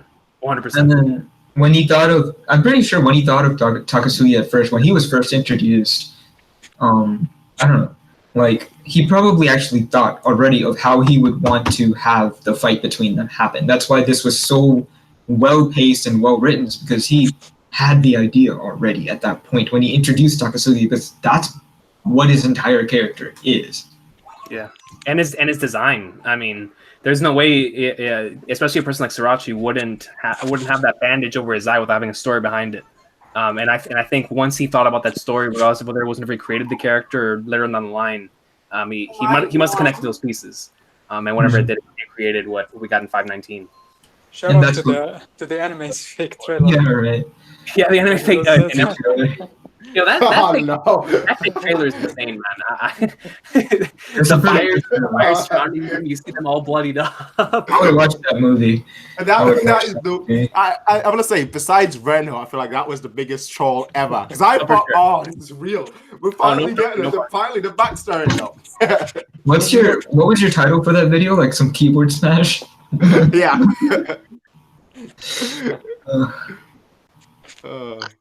But I'll say this, right? Takasugi, and I know I can't say his name, right? Takasugi. I've been listening to all of you say his name now, so just so I could like mentally prepare myself to say it, and I can't do it. He is interesting, very, very interesting. Not from the standpoint that he's how do I want to phrase it? Not from the standpoint that he's gone through tragedy, but rather that he struggled coping with it. And that's the beautiful thing of like the series as a whole. It's always about the characters. Like if you go like even from episode 3, I guess. But like if you go back all the way to the beginning, it's always been the characters. And most of the time, it's never been so much about how they're handling a situation right now, but more so about how a past situation is influencing their current situation. And we've had that pretty much for like, I want to say almost every villain. Like if you think back on like every series arc, it's never been like, oh, you know what? I woke up today and today I decided that I'm gonna rule the world. It's always been, you know what? My past has influenced me to get to this point, and I'm still struggling with the past. And I'm looking for a way forward. And there's always, most of the time, like the villains have always either ended up being dead once they finally reach the conclusion, or they just. Well, yeah, actually, no, they've always ended up being dead. They pretty much always end up and Takasugi is like the only one who's, granted, maybe I'm speaking too soon, but I feel like he's now come up with a different answer. Like he had his past haunt him all this time. And I feel like by the end of this arc, that's why I'm expecting them to team up. He's found an answer that he's wanted. Because even during episode, I think it was 306, they team up against Oboro. Granted, it was like for 1 second, but I feel like he's reached a new conclusion. He's finally headed a path. He's found a path basically that other characters usually die once they reach, but he is still living. I actually feel like one big thing that makes Takasugi different, which makes it fit that he goes in a different route, is that it doesn't feel like as much as you would think at first that he's running away from the past. It really doesn't feel like he's running away from the past. He's holding on to it a lot more than other villains. But like, I guess a better way to say this is that one thing that's common about a lot of Gintama villains before this is that they're running away from their past. They're looking for something in the present that helps them deny something in their past, something that like they just don't want to accept. Whereas Takasugi, he doesn't want to accept it, but he's not necessarily running away from it. And it feels like he's the biggest one trying to do like something, he's trying to take a more active role in his life for it. It also makes, like, I feel like another thing is that it makes the Kiheitai feel different from the other villain groups. I'm actually going to say this. I want to see what they're going to be up to now, considering that I feel like their goal has now changed. So I want to see like what happens with them in general as a group. They're kind of destroyed, aren't they?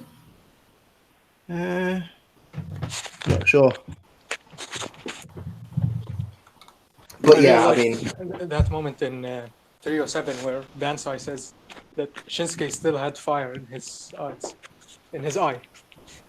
Mm. Well, he's gonna have a long recovery ahead of him. That's what happens when you. That's how it happens when you don't have a jump issue. Is that a subtle message telling you to buy the Gintama volumes and the manga and the magazine? Yup. It worked. Otherwise, you get stabbed up. Or in this case, he got pummeled. That was so cool. Just how they did that. Like, yeah, you know, this volume that Zenzo gave at the beginning of the arc, it was relevant. Yeah. It was relevant. Chekhov's jump volume. Yeah, I know, right? That's another thing I love about Gintama is that not just like, I'm not talking about like the jump knife thing. I'm talking about like the way they used Zenzo giving Gintoki the jump as like a message, like, I need you to do this for me, or like, it was like, you know, I love the way Gintama. I love the way Gintama uses his wooden sword. I love the way Gintama does the symbolism with the objects, like between the characters and their interactions. It's just like, yeah. I feel like Gintama, more so.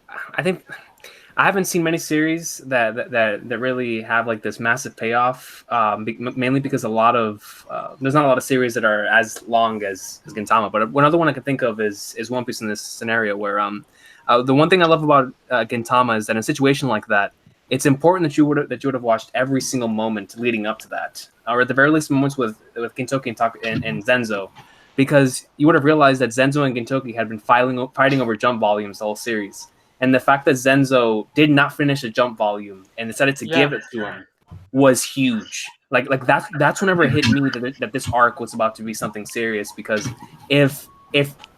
Sorachi does it a lot. But whenever he did it with Zenzo, I was like, hold on, coach. Zenzo? Or just the simple fact that he did not finish a jump volume, and he's giving it to Gintoki, which was the whole basis of the relationship in the first place, was who's going to get to the volume of jump first. I was like, yo, this looks like a conclusion to a character right here. I don't like where this is going. The entire underlying theme of like acting out of character and not acting out of character. Exactly, yes. You feel me. Exactly. And you lot doubted him. I can finally do it. Facts, man. Well, to be fair, I didn't doubt him. I just Here come the excuses. At least I didn't change my Shogun. Ouch. Well, at least my Shogun is still ouch now. Hey, come on. Hey, that's like stabbing yourself. Wow. I almost finished that sentence. Can't come back from that one.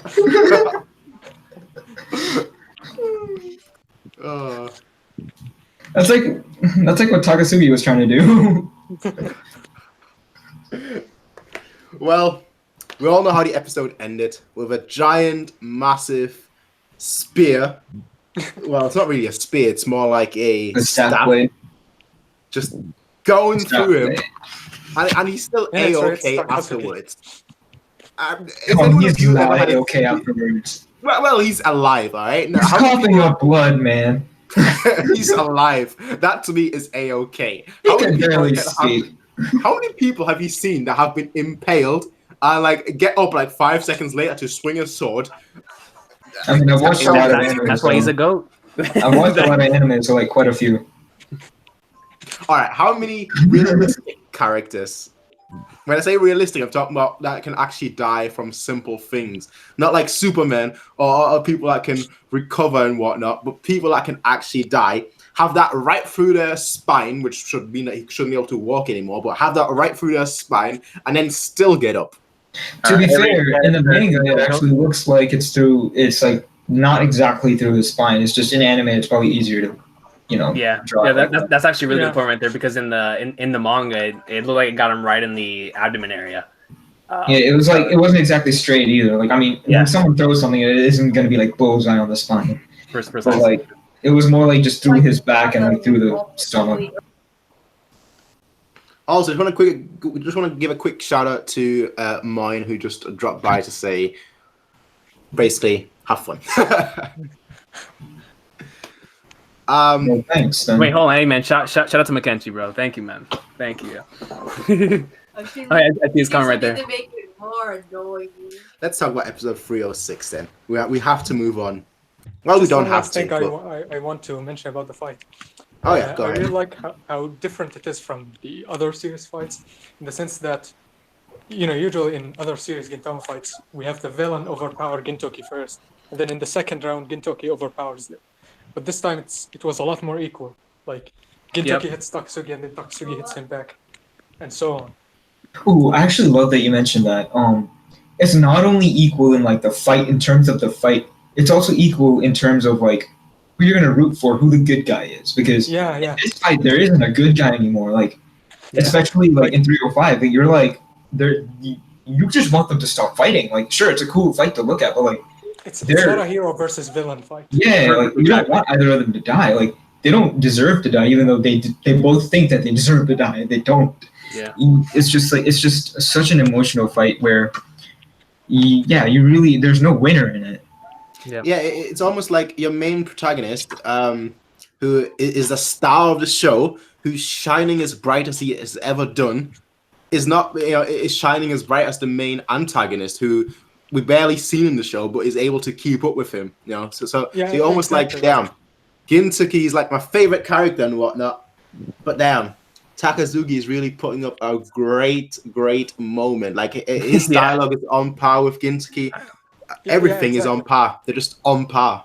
Like the villains in Gintama are like on a lesser place than no, not Hosen. hey, come on, man. Character wise, they are. I don't know about that.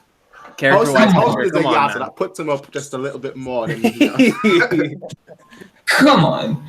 He's also got that epic theme, so that counts. Yeah, for the epic theme, man. Hey, but Takasugi is an epic theme too, bro. Gintoki was able to walk. After the Hosen fight. After the Takasugi fight, he was on the ground. Yeah, he needed Kagura's help in the remove, man. That's a shoot. I mean, that was both of them, but like still. Yeah, he was already injured before. But he also had the jump. Exactly. Yep. Do that. But that also, like, I love how purposefully that fight was made so brutal. Like, it was just they're tearing up at each other, and like if they weren't stopped by Oboro, they probably would have kept going. Like, it's debatable whether they would have kept going or not, but like I think that they might have kept going because they already knew the answers they would give to each other. They probably had this conversation right after the event. It probably went a similar way, but like what I'm talking about is that the fight was forcefully stopped, and like it didn't feel like they came to much of a different conclusion than they had before. They just shared their new thoughts again. And I felt like the fight would have kept going until one of them died, or both of them died. It's just Oboro came and they were like, oh yeah, we have priorities here. I disagree. I actually disagree with that statement. I feel like almost they reached a conclusion at the end of 305 before Oboro invaded. Interrupted. Yeah, for a friggin' staff, but that's not your average daily interruption that you see everywhere else. But I do feel like they came to a conclusion towards the end. I don't think they're going to be buddies, granted, but I feel like they're what's the way to phrase it? I feel like they're not going to have animosity. It's not like they even had animosity towards each other. Yeah. That's the thing, though. Like what you just mentioned, it's not like they had much animosity, like pure hatred in the beginning. That's what makes me think they wouldn't have stopped the fight, because sure, it may have felt like they got to like a type of conclusion, but it didn't feel like it was the conclusion that would stop the fight. Like, sure, like he was like still a part of the Soka Shonju group. He was still a part of like the group, and like the past hadn't just been completely destroyed. Like that world was still there for him and everything, but I feel like they still had a lot more to like fight about, and they didn't even need to have much to fight about to fight. Like they're rivals for life. They don't really hate each other, but they will fight at any opportunity they get. It just felt like that fight would not have stopped unless it was stopped by Oboro. I will say this. I would be very, very surprised if those two go at it again in the series. I think I think that part is officially over. Well, yeah, everyone's silent. Wow, okay. Well, episode 306 question mark. Yeah. Oboro losing an eye. It's poetic as crap. It's super poetic considering it's the same eye he took from Takasugi, and the same message where the last one who you saw in this eye will be the one that will come and kill you or come to stop you, because Gintoki was the one that stopped Takasugi, even though Oboro was the one who took his eye. But still poetic. Well.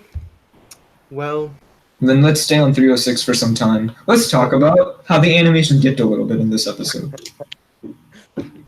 Did it? To be It fair, did, actually.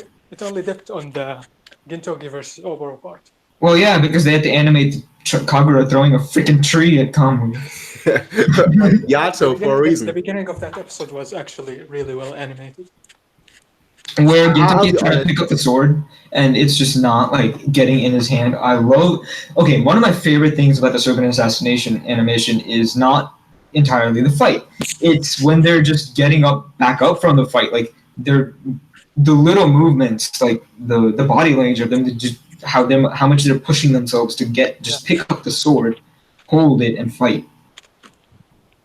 I mean, they have just gone through. I mean, Gintoki's been fighting the whole day, so that's very understandable. But just to go back to your one point that you mentioned about animation, because granted, I'm not the best when it comes to spotting animations. I spot art styles more so than anything else, or differences in art style, I should say. But I thought it was very well executed. Very well animated. Specifically the part where Gintoki's fighting Oboro, and then right behind him, Takasugi appears. I thought that was very well animated. So when you said that it actually dipped, Actually, it really was did. mostly well If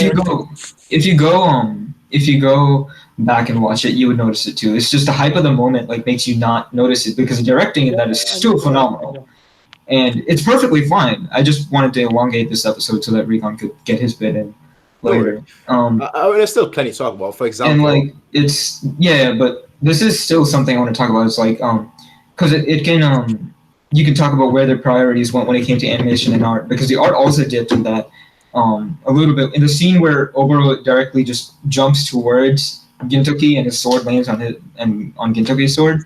That part, it's clearly that was glossed over completely. But right after that, when they have the close-ups on the faces and Takasugi showing up behind them, that wasn't completely animated, but animation isn't obviously the be-all end-all.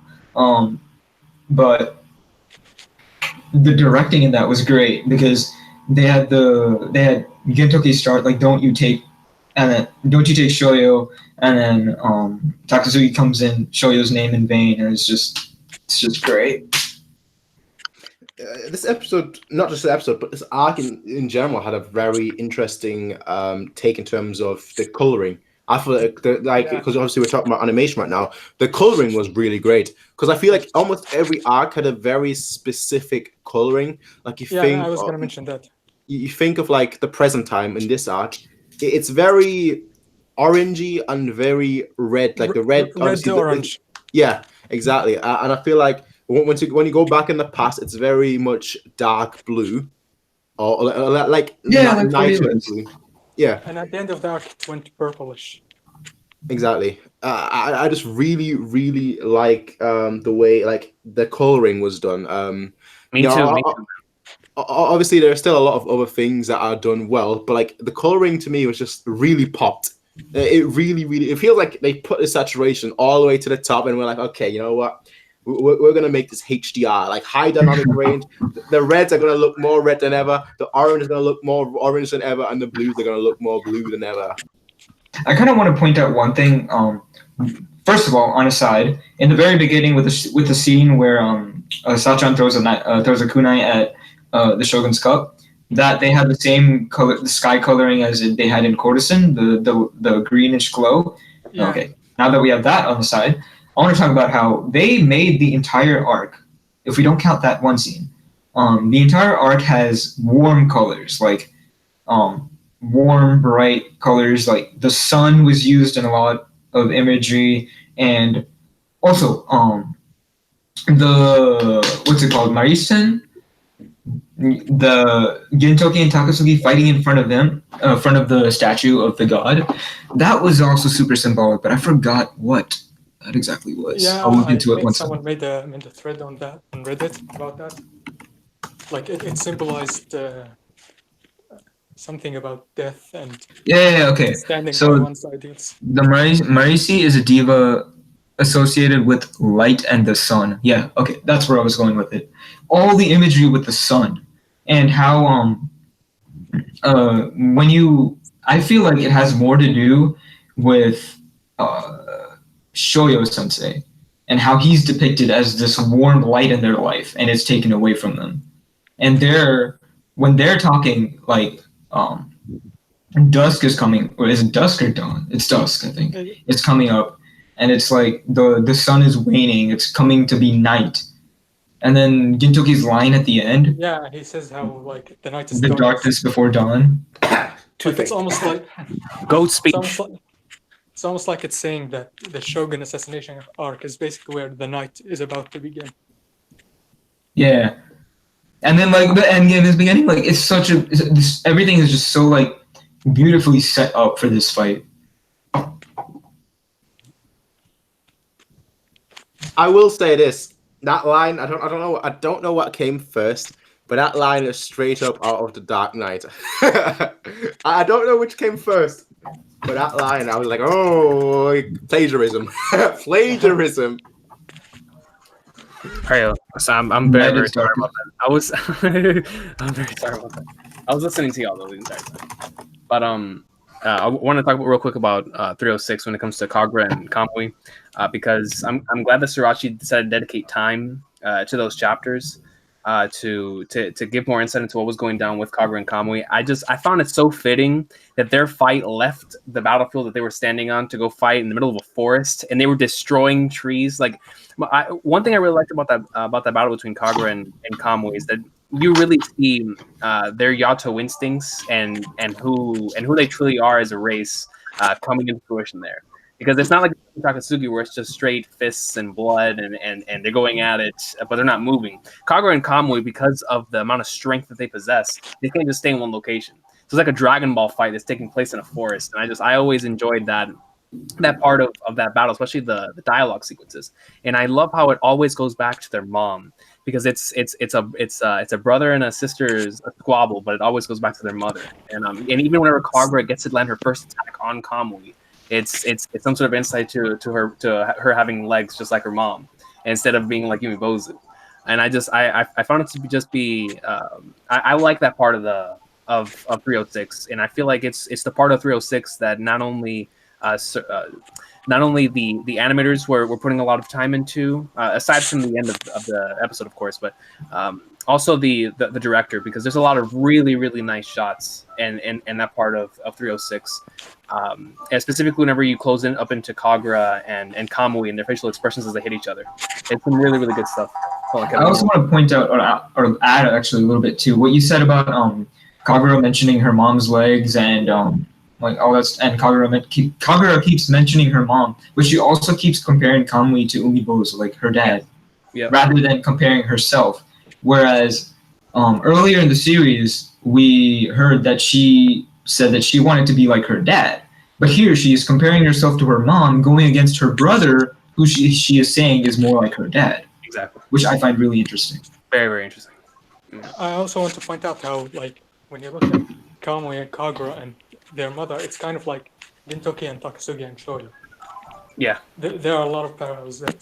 Especially when Kagura, in the beginning of their fight, she says something like, "Mom is no longer here." And then Gintoki versus Takasugi said that too. Gintoki says Shoyo is no longer here. No longer here.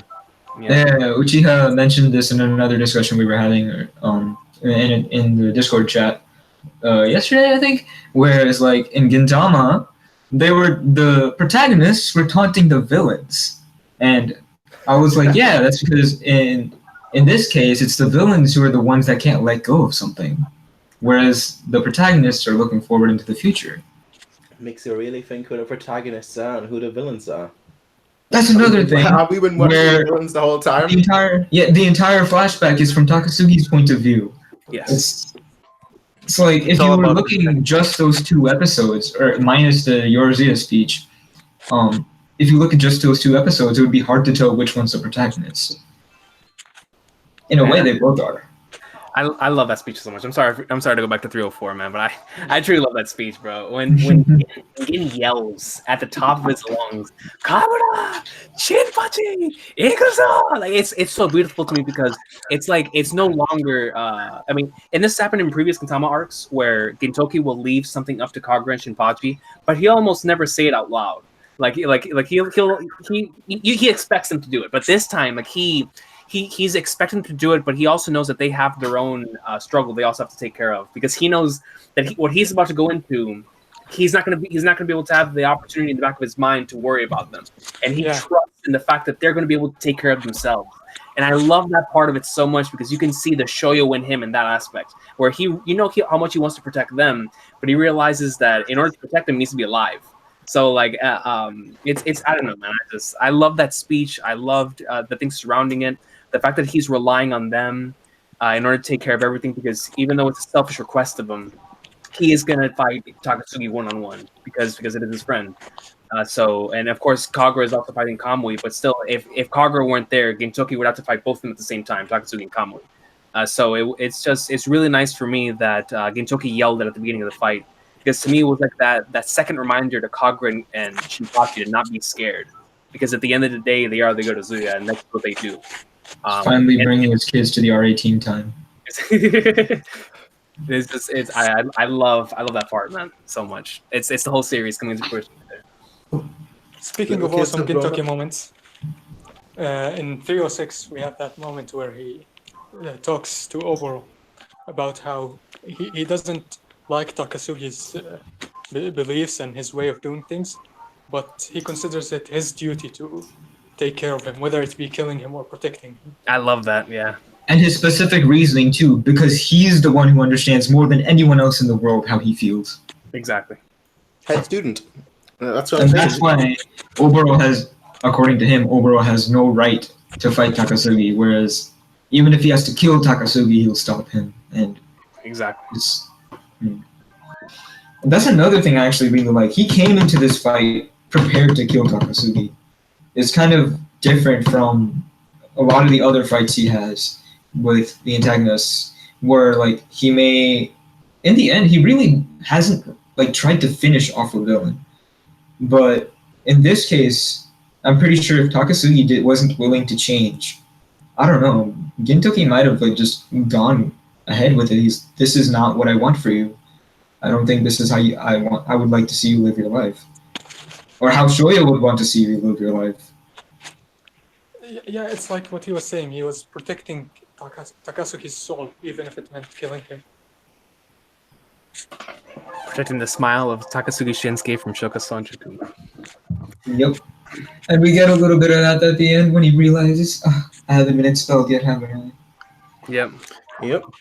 Probably my favorite scene. Like next to, I can't put it under or over. Like next to Gintoki is I am a disciple of Soka Shonjuku. Soka Shonjuku, Yoshida Shoyo's disciple, Sakura Gintoki.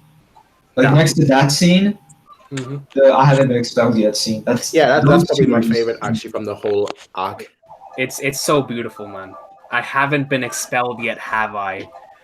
Like, man, dude, it hits home, man. It hits home. Straight up, that's easily my favorite part of the whole arc. The look, especially, it's not just the words, but the look that he has on his face is like, damn it. Just the realization. That's another thing. I think in this last stretch of the anime is when the anime truly like captured this for me. But like in the manga, the way Sorachi draws the character, like the facial expressions and their emotions, like there's something about them that I just can't pinpoint that I just absolutely love. The way he draws, like the content expressions, the sorrowed expressions, the angered expressions, the fierce expressions. Like there's just, you feel those, and then like you can see it there. It feels different from like other art styles. I always use the example from whenever Gintoki went to go attack Sarasara and he first meets Oboro and Courtesan. In that particular scene in both the manga, in the manga and in the anime, but in the manga where it's just black and white, you can truly feel Gintoki's rage, even though you don't hear him say anything, or really you don't even see his Lake Toya in the mix. You just look at his face, and on his face you see someone that is truly enraged. And it's very interesting to me because it comes from Sorachi, who everyone knows as somebody who prioritizes the comedy in his manga, but he knows how to display rage and sadness in ways that I'm not gonna say not a lot of others because I don't want to put anybody down, but in ways that it really, really impresses me. Because it shows that he can not only tell his story through his words, but also through his facial expressions. And he may not be the most incredible artist out there, but by God, when it comes to his characters, he is one of the best. He's definitely the best at facial expression. Yeah, like I feel like rather than like just being plain amazing, like it became to a point where the way he draws those facial expressions for like happiness, sadness, anger, rage, like those things, it just became special to me. Like it's weird. Like maybe there are better artists out there, maybe there are more realistic artists out there, but like the way he draws those expressions, it's just special to me. I also like how he choreographs the fights. I can easily understand what's going on in the fights in Gintama, and I can't really say that for some other series. And that's a good point. That's the art. Yeah, the art thing that I was talking about is one thing that like I feel like it's best represented in the anime in this last part of this tour, which is why I think like it's a big reason why these panels or these screenshots of scenes are so good in the anime. You can see the emotions in their faces. 100%.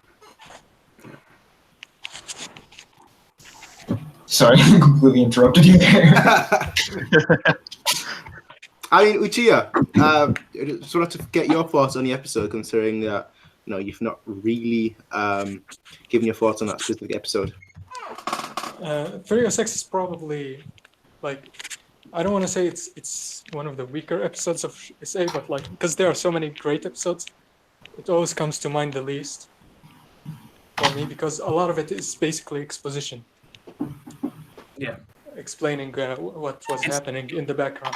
It comes between 305 and 307. I understand why you feel that way. Well, I'll just give my quick thoughts then on this episode specifically. And it's actually not just my thoughts on the episode, but actually my thoughts on the arc. Because you just mentioned that for you it's the weakest part. I think what this arc has done so well, I feel almost every episode had one surprising thing in it. Like the first episode, it was like, the first episode was the ending, all right? Yeah. Like almost every episode had... and Takasugi. Yeah. Like every episode had one shocking or one puzzling or one surprising thing where you're just like, okay. I didn't see this coming. Like the ninjas, didn't see that coming. Flashback, didn't see that coming. The way the what happened in the flashback, didn't see that coming. Oboro just joining in last minute, didn't see that coming. Like and obviously the death at the end, didn't see that coming. I feel like this arc, it was structured so good, but I feel like the reason why it feels like it was structured so good was because it had cliffhangers and like questions and answers during the whole arc. Like it had a lot of little puzzles, a lot of like little hints and whatnot, or maybe like little trails that you could follow, and then it would like solve them. And I feel like, in a way, this arc is very self-contained, but obviously it has a much wider influence, or maybe not influence. It has a much wider effect than just like this than just it being very self-contained. Mm-hmm. Yeah, I really agree with the idea of it being self-contained because because it ends the way it starts with the Shogun sitting in the patio or I call it the patio.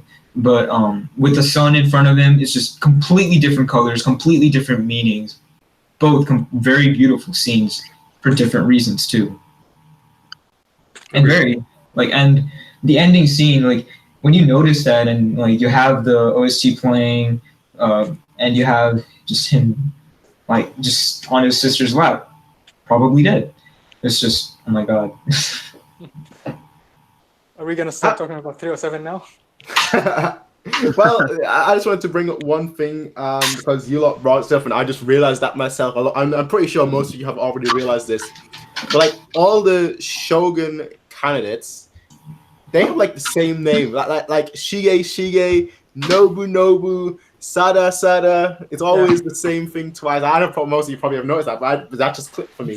Yeah. So Starchy, I think what he did was, because like the last name is the same as real Shoguns. What he did was he just took like half the name of a real life Shogun and doubled it. Imagine if that Quick was math. in One Piece. Orochi. Yeah. Orochi. Dopey. Oh man. But isn't Nobu Nobu? Who is he? First thing I think of is Nobu Naga, but I don't know if that's it.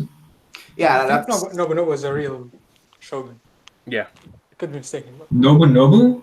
yeah. Like full name Nobu Nobu, or do you mean like just based No, off? I mean the full name, I think. Oh, really? You're wrong. fair enough. Well, the dreaded episode 307. Let's talk about it. Let's talk about it. Let's talk about how Jump Volume saved our MC's life, man. It was one thick book. One thick volume. Thick book. That was That's worth why I had a thing Long for those. chapters in there. Probably the special edition where Gintama was first introduced. Yeah, fun fact actually. Well, no, never mind. It wasn't that, but I know I think it was 517. Yeah, 517. Which is whenever Takasugi, whenever you think Takasugi wins the fight, whenever he gets again, he looks back and he smiles. That's actually the same chapter or in the same volume as the final chapter of Naruto. So how to use that volume? That was a very, very thick issue. A very thick issue. There was a bunch of chapters. Okay. So yeah, I was right. Nobu Nobu is based off of Tokugawa Yoshinobu, the last shogun of Japan. All right. Well, Yep. it's time for me to become a shogun. So my name will be in Gintama in the future. Prin. And Shige isn't even close to his. Oh, so Shige is based off of Tokugawa Iemochi, and that can be reread in a different or in a similar kanji as Shige. So Okay, that makes sense. yeah, he does that a lot, like playing around with people's names. Sorry, I just thought it was interesting. I guess you guys didn't care too much. No, for sure, man. It's interesting. It's interesting. Extra knowledge is always good. That's right. So Well- about 307. Yes. I was going to Let's say talk that. about the trials and tribulations that happens when you're a shogun. Farewell, buddy. Before that, one scene that always gets overlooked for me is whenever Oboro thinks back on Shoyo's scene in the prison. And then Oh after, yeah. I after mentioned he it. remembers that, he lets them go. Yeah, Like, that's he's a like, very good struggle point. all you want. Yeah. Was that 306? No, 307. Yeah. It's 307. Yeah. Okay. I love the reunion between Sogo and Hiji. That gets me every time. Yeah. in 307, it kills me every time. Man. It's one I of the think funniest. that now, things. after everything. Yeah, no, after everything else. Burns his face. Because you can just see Ichikada's like, yeah, you know what? He's not going to try anything. We just got done through hell. And Sogo just burns them. It'll never change. Yeah. We wouldn't want him to change, though, would we now? No, no, Realistically. for sure. He's that kind of friend that you have that you're like, oh yeah, I can trust him. And like he just bakes a pie and then that pie, just a punch comes out of it and you're like, what? That one friend that would But yeah, that sounds tasty. Matsudera comes in, basically haven't seen him since like the second episode or the third episode of the arc. But he comes in, it's like, yeah, I've got my boys. Now say something, and that's pretty much it. That's pretty much all we get to see him do ever. Matsudaira has like the most badass attitude in the entire series. Oh, for sure. A He man, always a man, comes a man in like a only- badass, but never does anything. hey, no, man! It was because of him that we were able to get out of Coruscant unscathed, and without any repercussions than before. Yeah, most of the stuff he does is like in the background, and we don't really get to see it much because we're focusing on different characters. Yeah. But he does like directly or indirectly affect the atmosphere or the environment and the atmosphere of the show. Yeah. Speaking of Matsudaira, every single time that whenever we watch Shogun or reread it, his reaction to Shiga getting stabbed, it hits home because Matsudaira is not one to really show emotion. So whenever you see Matsudaira like it despair, it really starts hitting home. Like, man, this is actually true. This is going For down. him, Shiga is like a son. Exactly, you know exactly. So when you see Matsudaira act like that, you know it's something serious, especially when it comes. And you really feel for him. Yeah, 100%. That last scene was just beautiful. Like not just beautiful, tragic, but beautiful. Yeah. It feels almost like a like a fairy tale story where like the story started this way, the story's gonna end this way. Almost like a short story, really. That's what I feel. That's the thing with a lot of Gintama series arcs. They actually always like come full circle. Yep.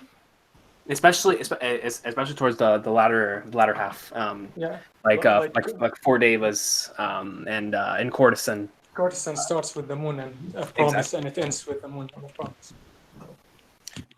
The ending of actually this arc for some reason reminded me, well, not for some reason, but it did remind me just because of the coloring of the episode of the ending of Coruscant. Because the ending of Coruscant was like, you know, the moonish, but also kind of like pink purplish, and then like the end of this arc is also kind of like pink purplish at night. And I think that was on purpose. I mean, I might just be looking too far, but I think that might have been on purpose.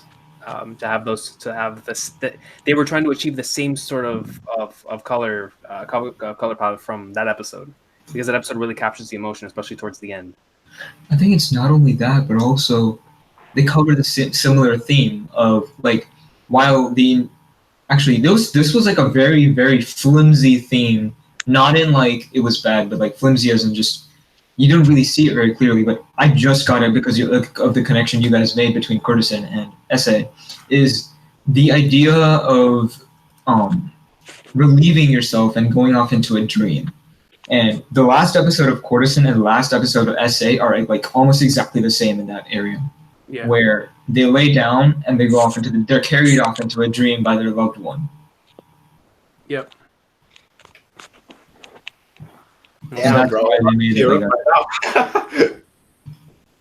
Can we talk about how evil Sorachi is for having the death scene take place while the letter is being read? Yes. Bro, that's like a classic thing, like having the little girl voice read the happy-go-lucky letter, and then just drastic events happening.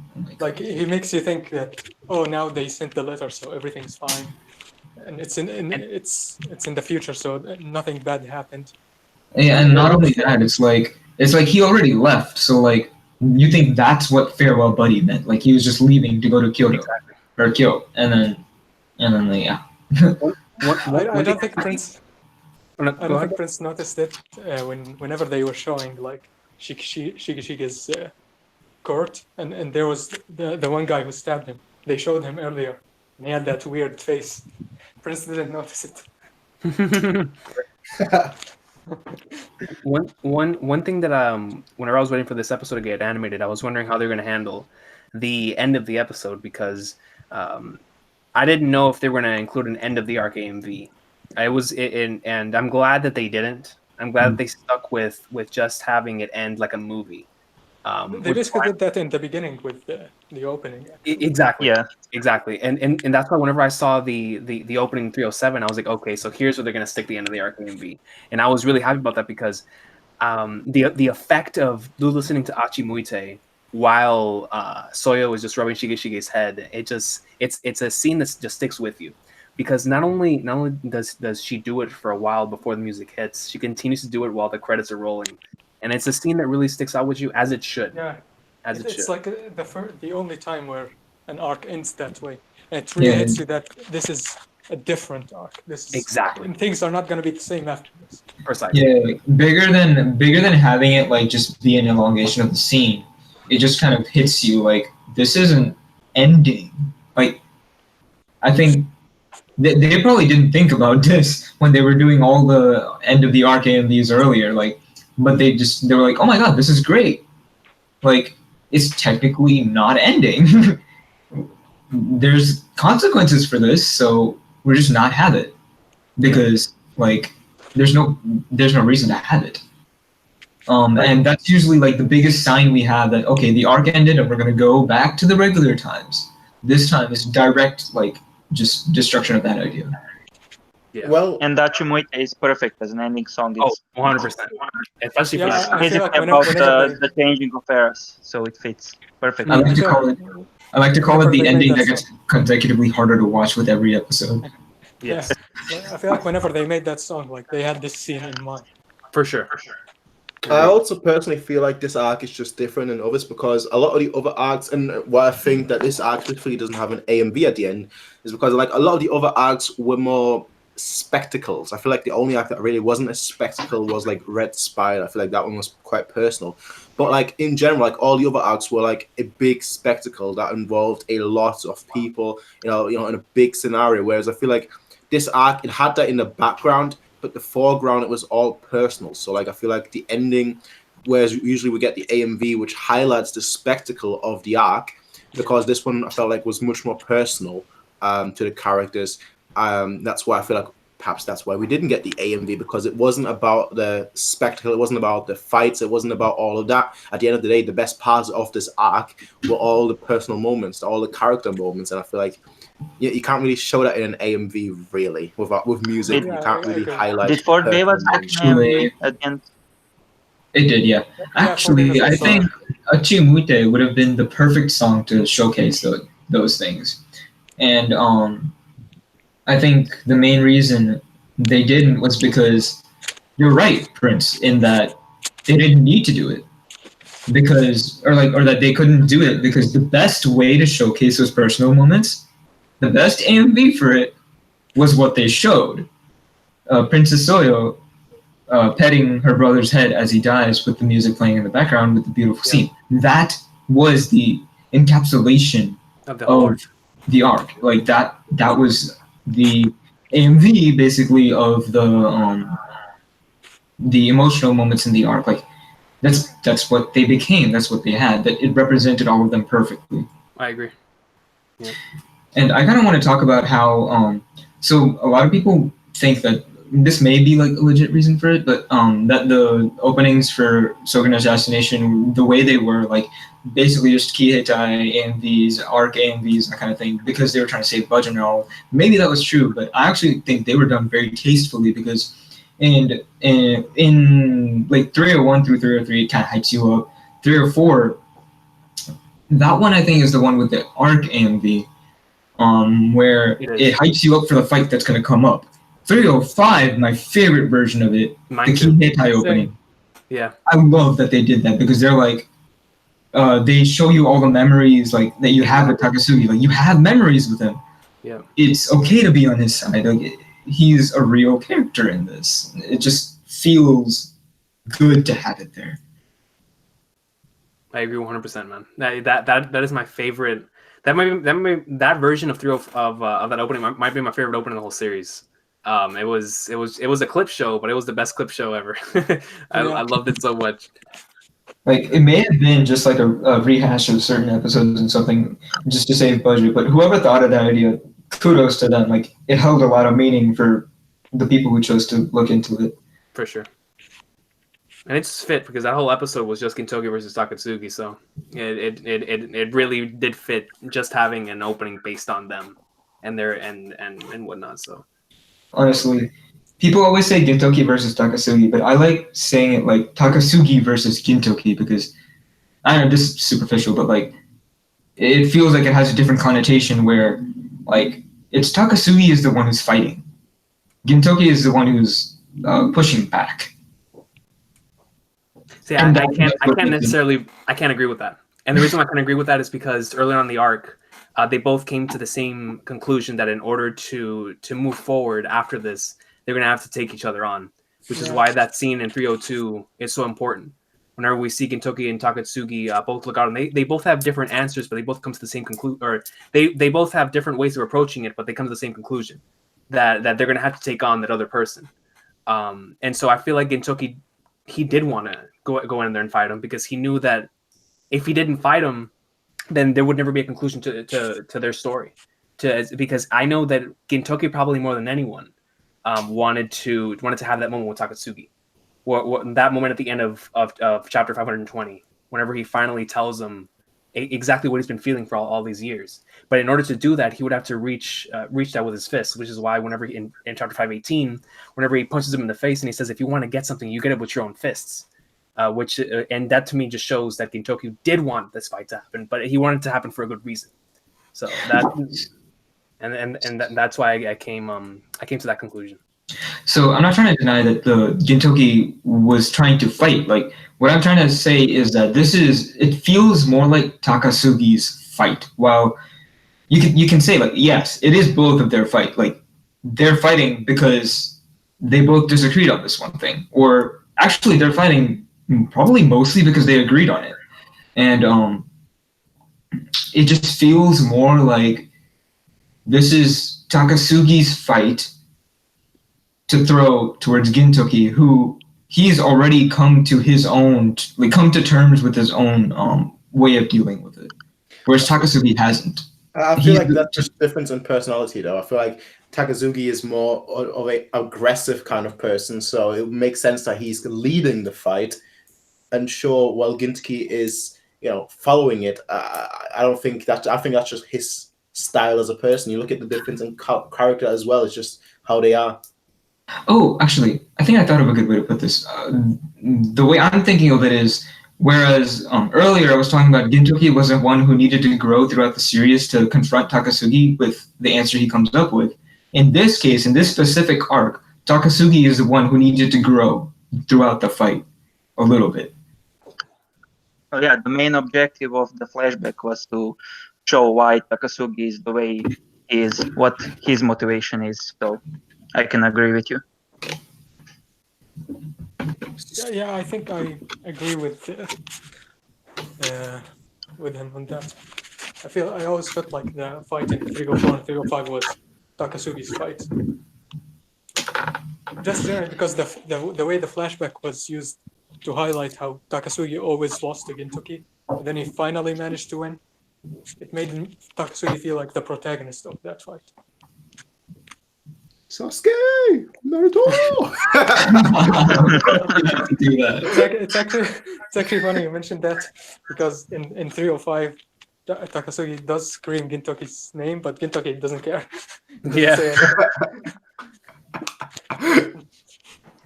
Oh, I wanted to ask Recon, what did you think about the difference between 519 and the way they adapted it? Whenever I first watched it, I still preferred 519 due to the simple fact that in 519, whenever you turn the page, the very first thing that you see is Gintoki tearing up, and then you see it in real time. He's striking at Takasugi, and then the bottom page is him taking off Shoyo's head. And to me, it was mine too. And I was confused in why they didn't show the tear in the anime first, but then I realized, okay, what the anime is trying to go for is they're trying to show it from Takasugi's eyes first, then from Gintoki's eyes next, and then back to Takasugi's eyes again.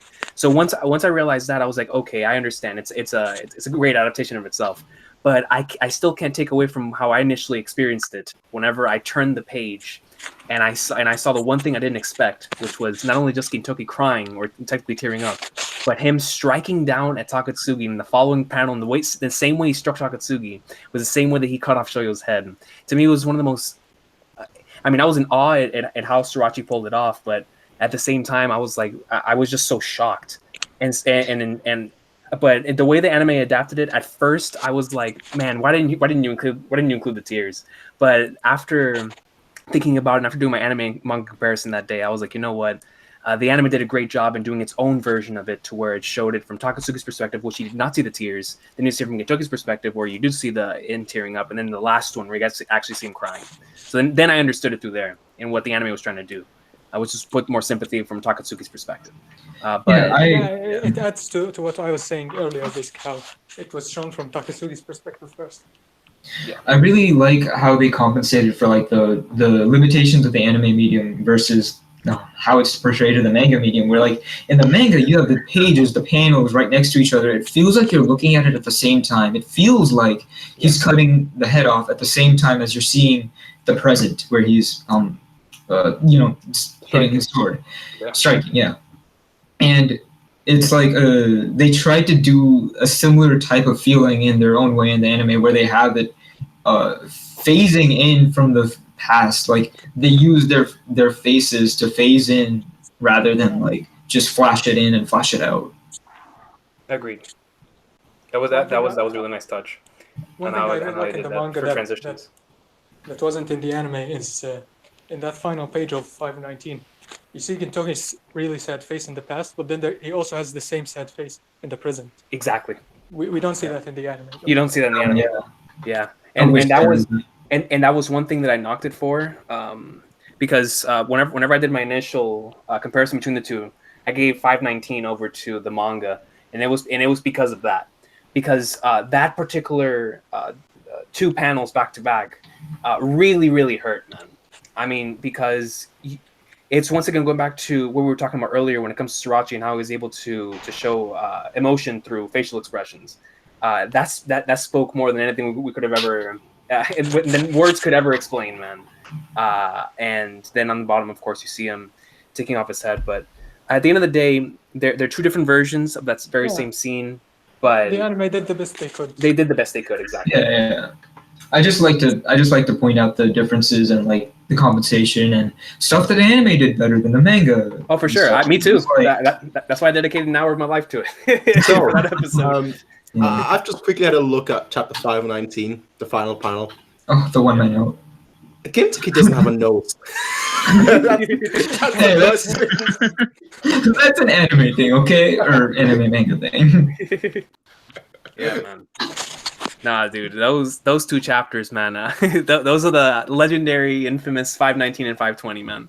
Okay, the reason he doesn't have a nose is because the scene was supposed to be breathtaking. You don't need to breathe during that. That's 100%. 100% symbolism right there. 900 IQ.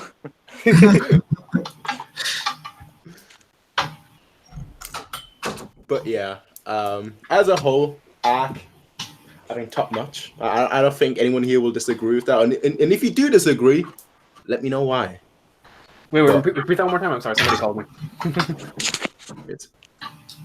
But yeah, the arc, top notch. Top notch. Obviously, I would say it is the best arc of Gintama.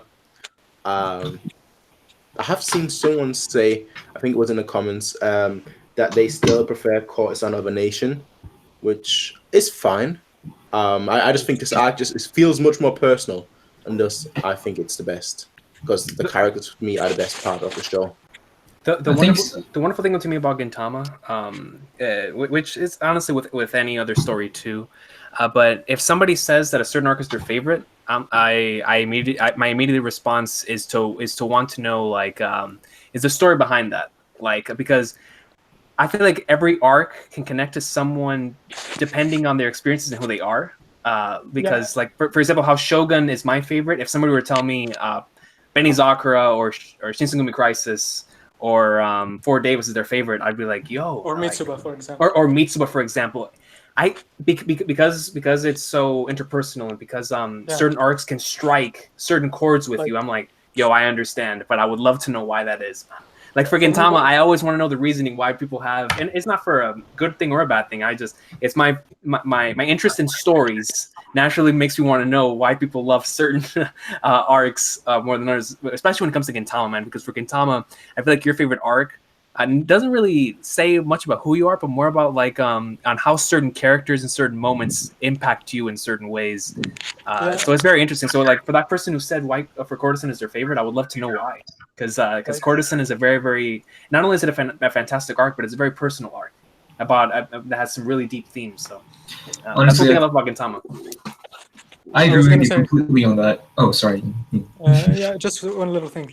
Like both Gintama and Monogatari are similar in that aspect, where I can see why anyone would have any arc as their favorite. Agreed. Because you can relate to anything in both series.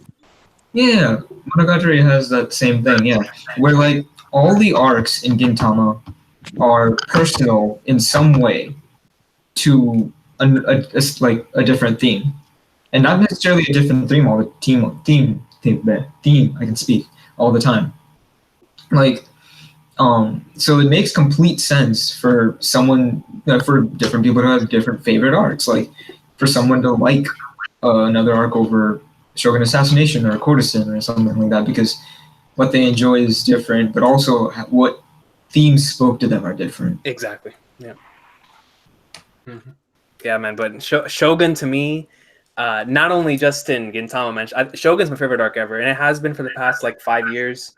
And you know, there's so much greatness in the series, but I just feel like there's something about this 22 chapter arc that always speaks to me on such a personal level. And it's not just the Gintoki and Takasugi stuff, man. It's everything.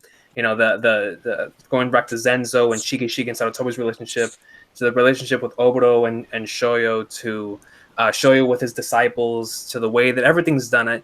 There's just so many different things when it comes to just inspiration, when it comes to motivation, when it comes to from a creative standpoint, from an emotional standpoint, from a personal standpoint. Shogun to me is it's my, if I were to make like a tier list, Shogun to me would have to be in its own thing, because I've never loved an arc as much as I love Shogun Assassination. And if I ever do love an arc as much as I love Shogun Assassination, then that might be the day that Gintama gets dethroned for me, man. Because that's my jam, man. I love this arc so much. Yeah, I agree with that too. Shogun Assassination is my favorite for a long time, but like recently, it feels like it might be getting dethroned. No, I understand. And I can see why. Y'all probably get why. No, trust me, I know why. Shadow and I had this conversation the other day that there's another arc that's like right next to it, like right on the same level. But that's a different conversation. For sure. Well, here's one thing that I'll say. Personally, I don't think that like when I look at the Gintama arcs compared to like other anime or other manga, I don't think the arcs will necessarily change for me. Obviously now with the revelation of Gintoki and whatnot, if I rewatch the arcs, I think I might like them more. But in general, I don't think they will change for me because they're very self-contained. Whereas with like other things, let me give you an example.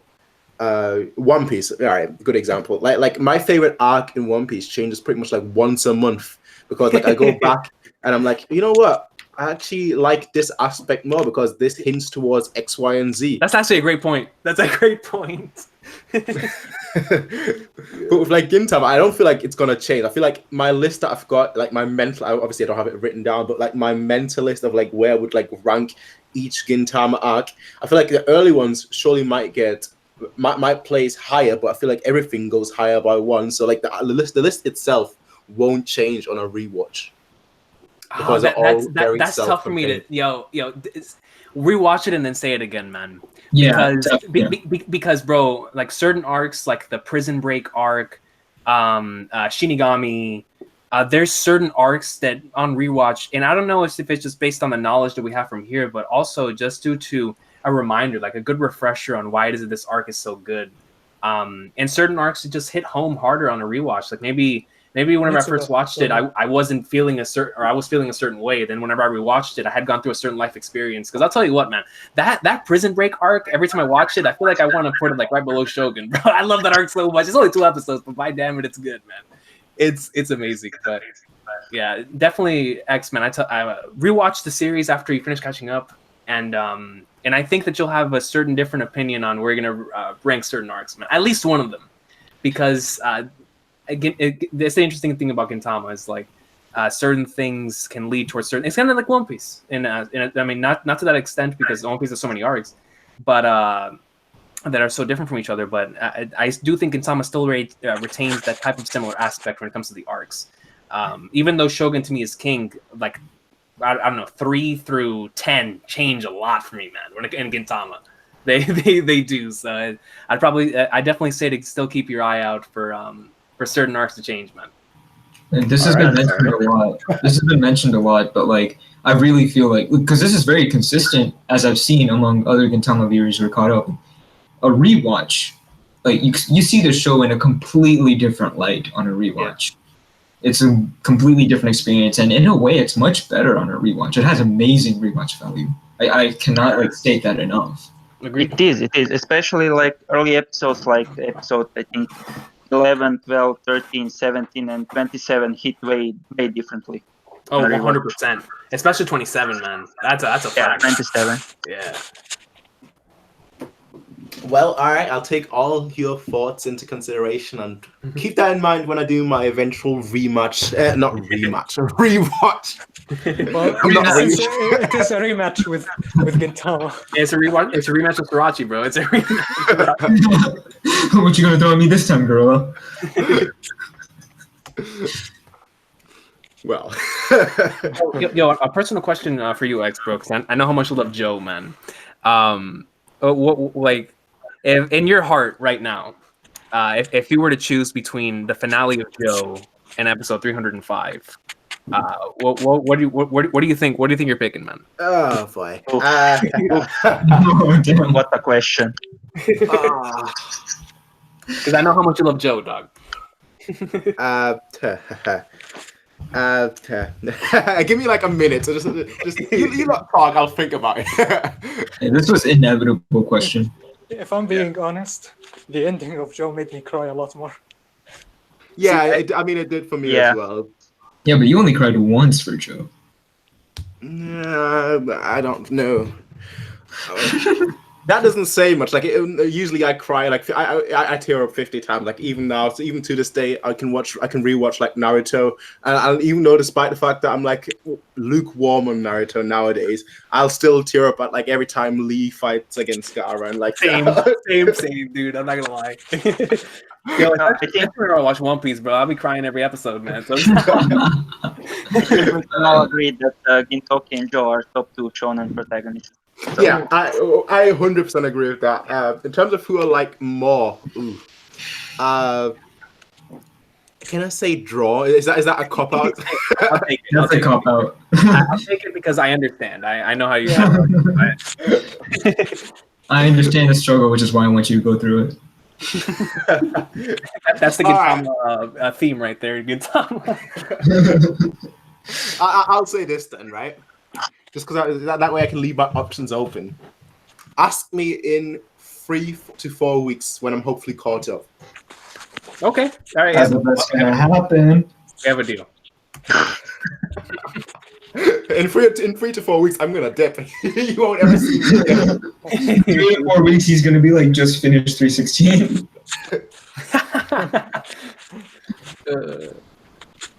But I mean, all right. To give you a serious answer, shoot.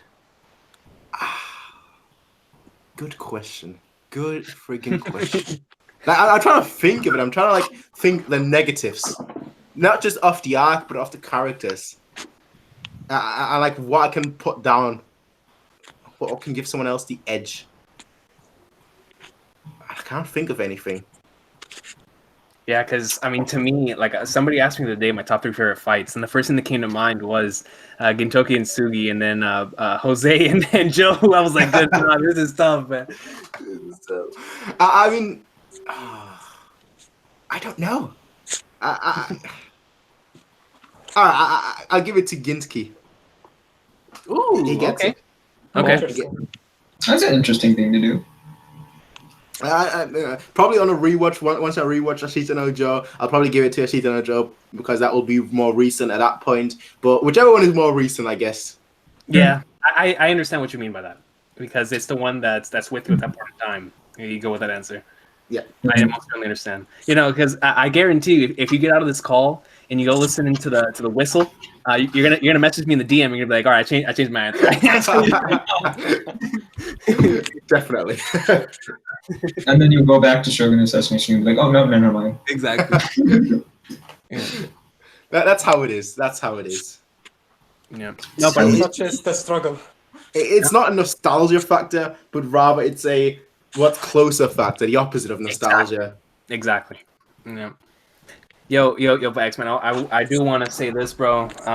And I might be speaking for everybody else here as well in this one. But man, dude, I am so excited for you to continue Gintama, bro.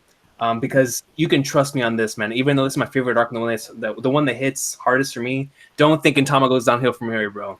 Gintama Absolutely not. continues the awesome sauce. Sorachi just continues to evolve. And I'll tell you what, man, I would not be surprised if you were to say another arc's your favorite, bro, because that's just how consistent in quality continues on.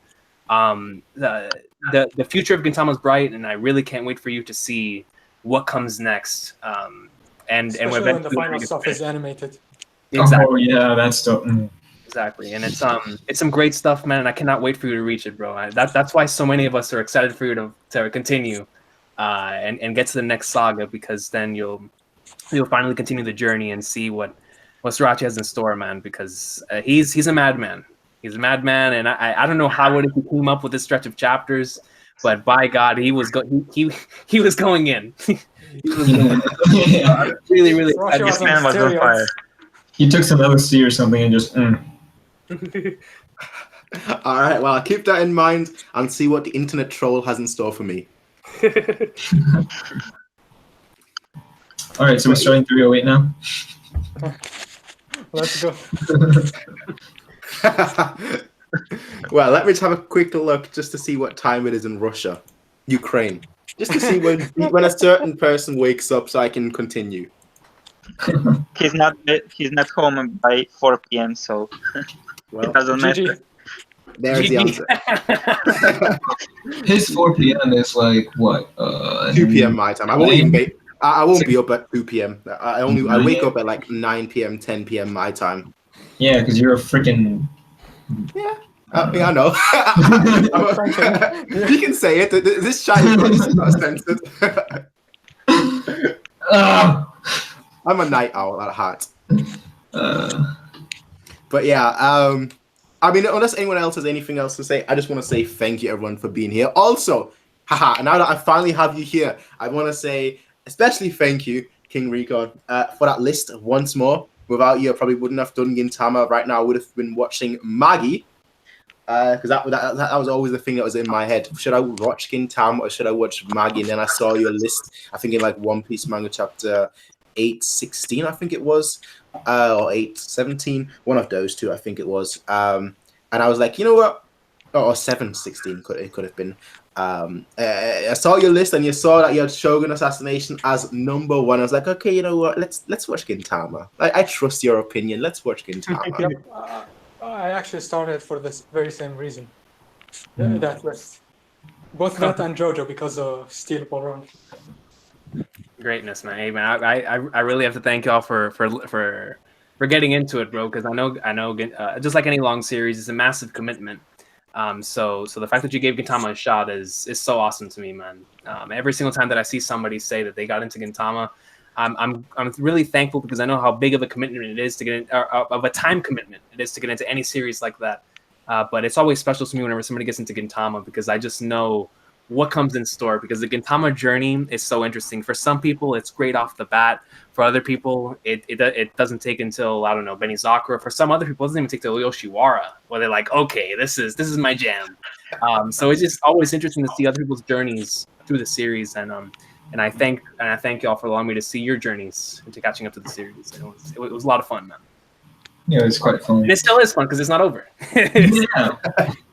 So I kind of wanted to talk about the themes that Gintoki and Takasugi represent, but I actually, since we're ending it off here, I want to, Prince, I want to mention this to you. When you catch up, we better have another discussion about it, the themes of Gintama and how they change over time. Yeah. Because Right. that's something that... If it was up to me, we could have discussion every week or every day.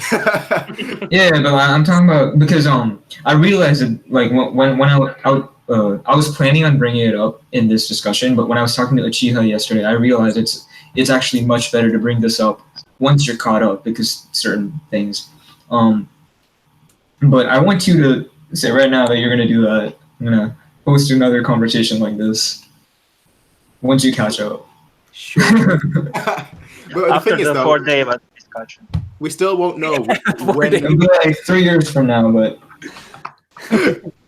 Well, I was just about to bring up because you just mentioned 3 years. You know, hopefully the anime finishes it soon. Hopefully by the time I'm caught up, suddenly like they just announced tomorrow, hey, in 3 to 4 weeks, we'll continue the anime. oh no, I don't mean caught up as in caught up to the ending. I mean caught up to where the anime is now. Oh, okay. I thought you meant in general. Nah, yeah, I don't know, we can trust me, still have that conversation. We still have a lot to talk about if you just catch up, bro, to where the anime is. Yeah. We still have a lot to talk about. Well, in that case, I'll end it with one last question.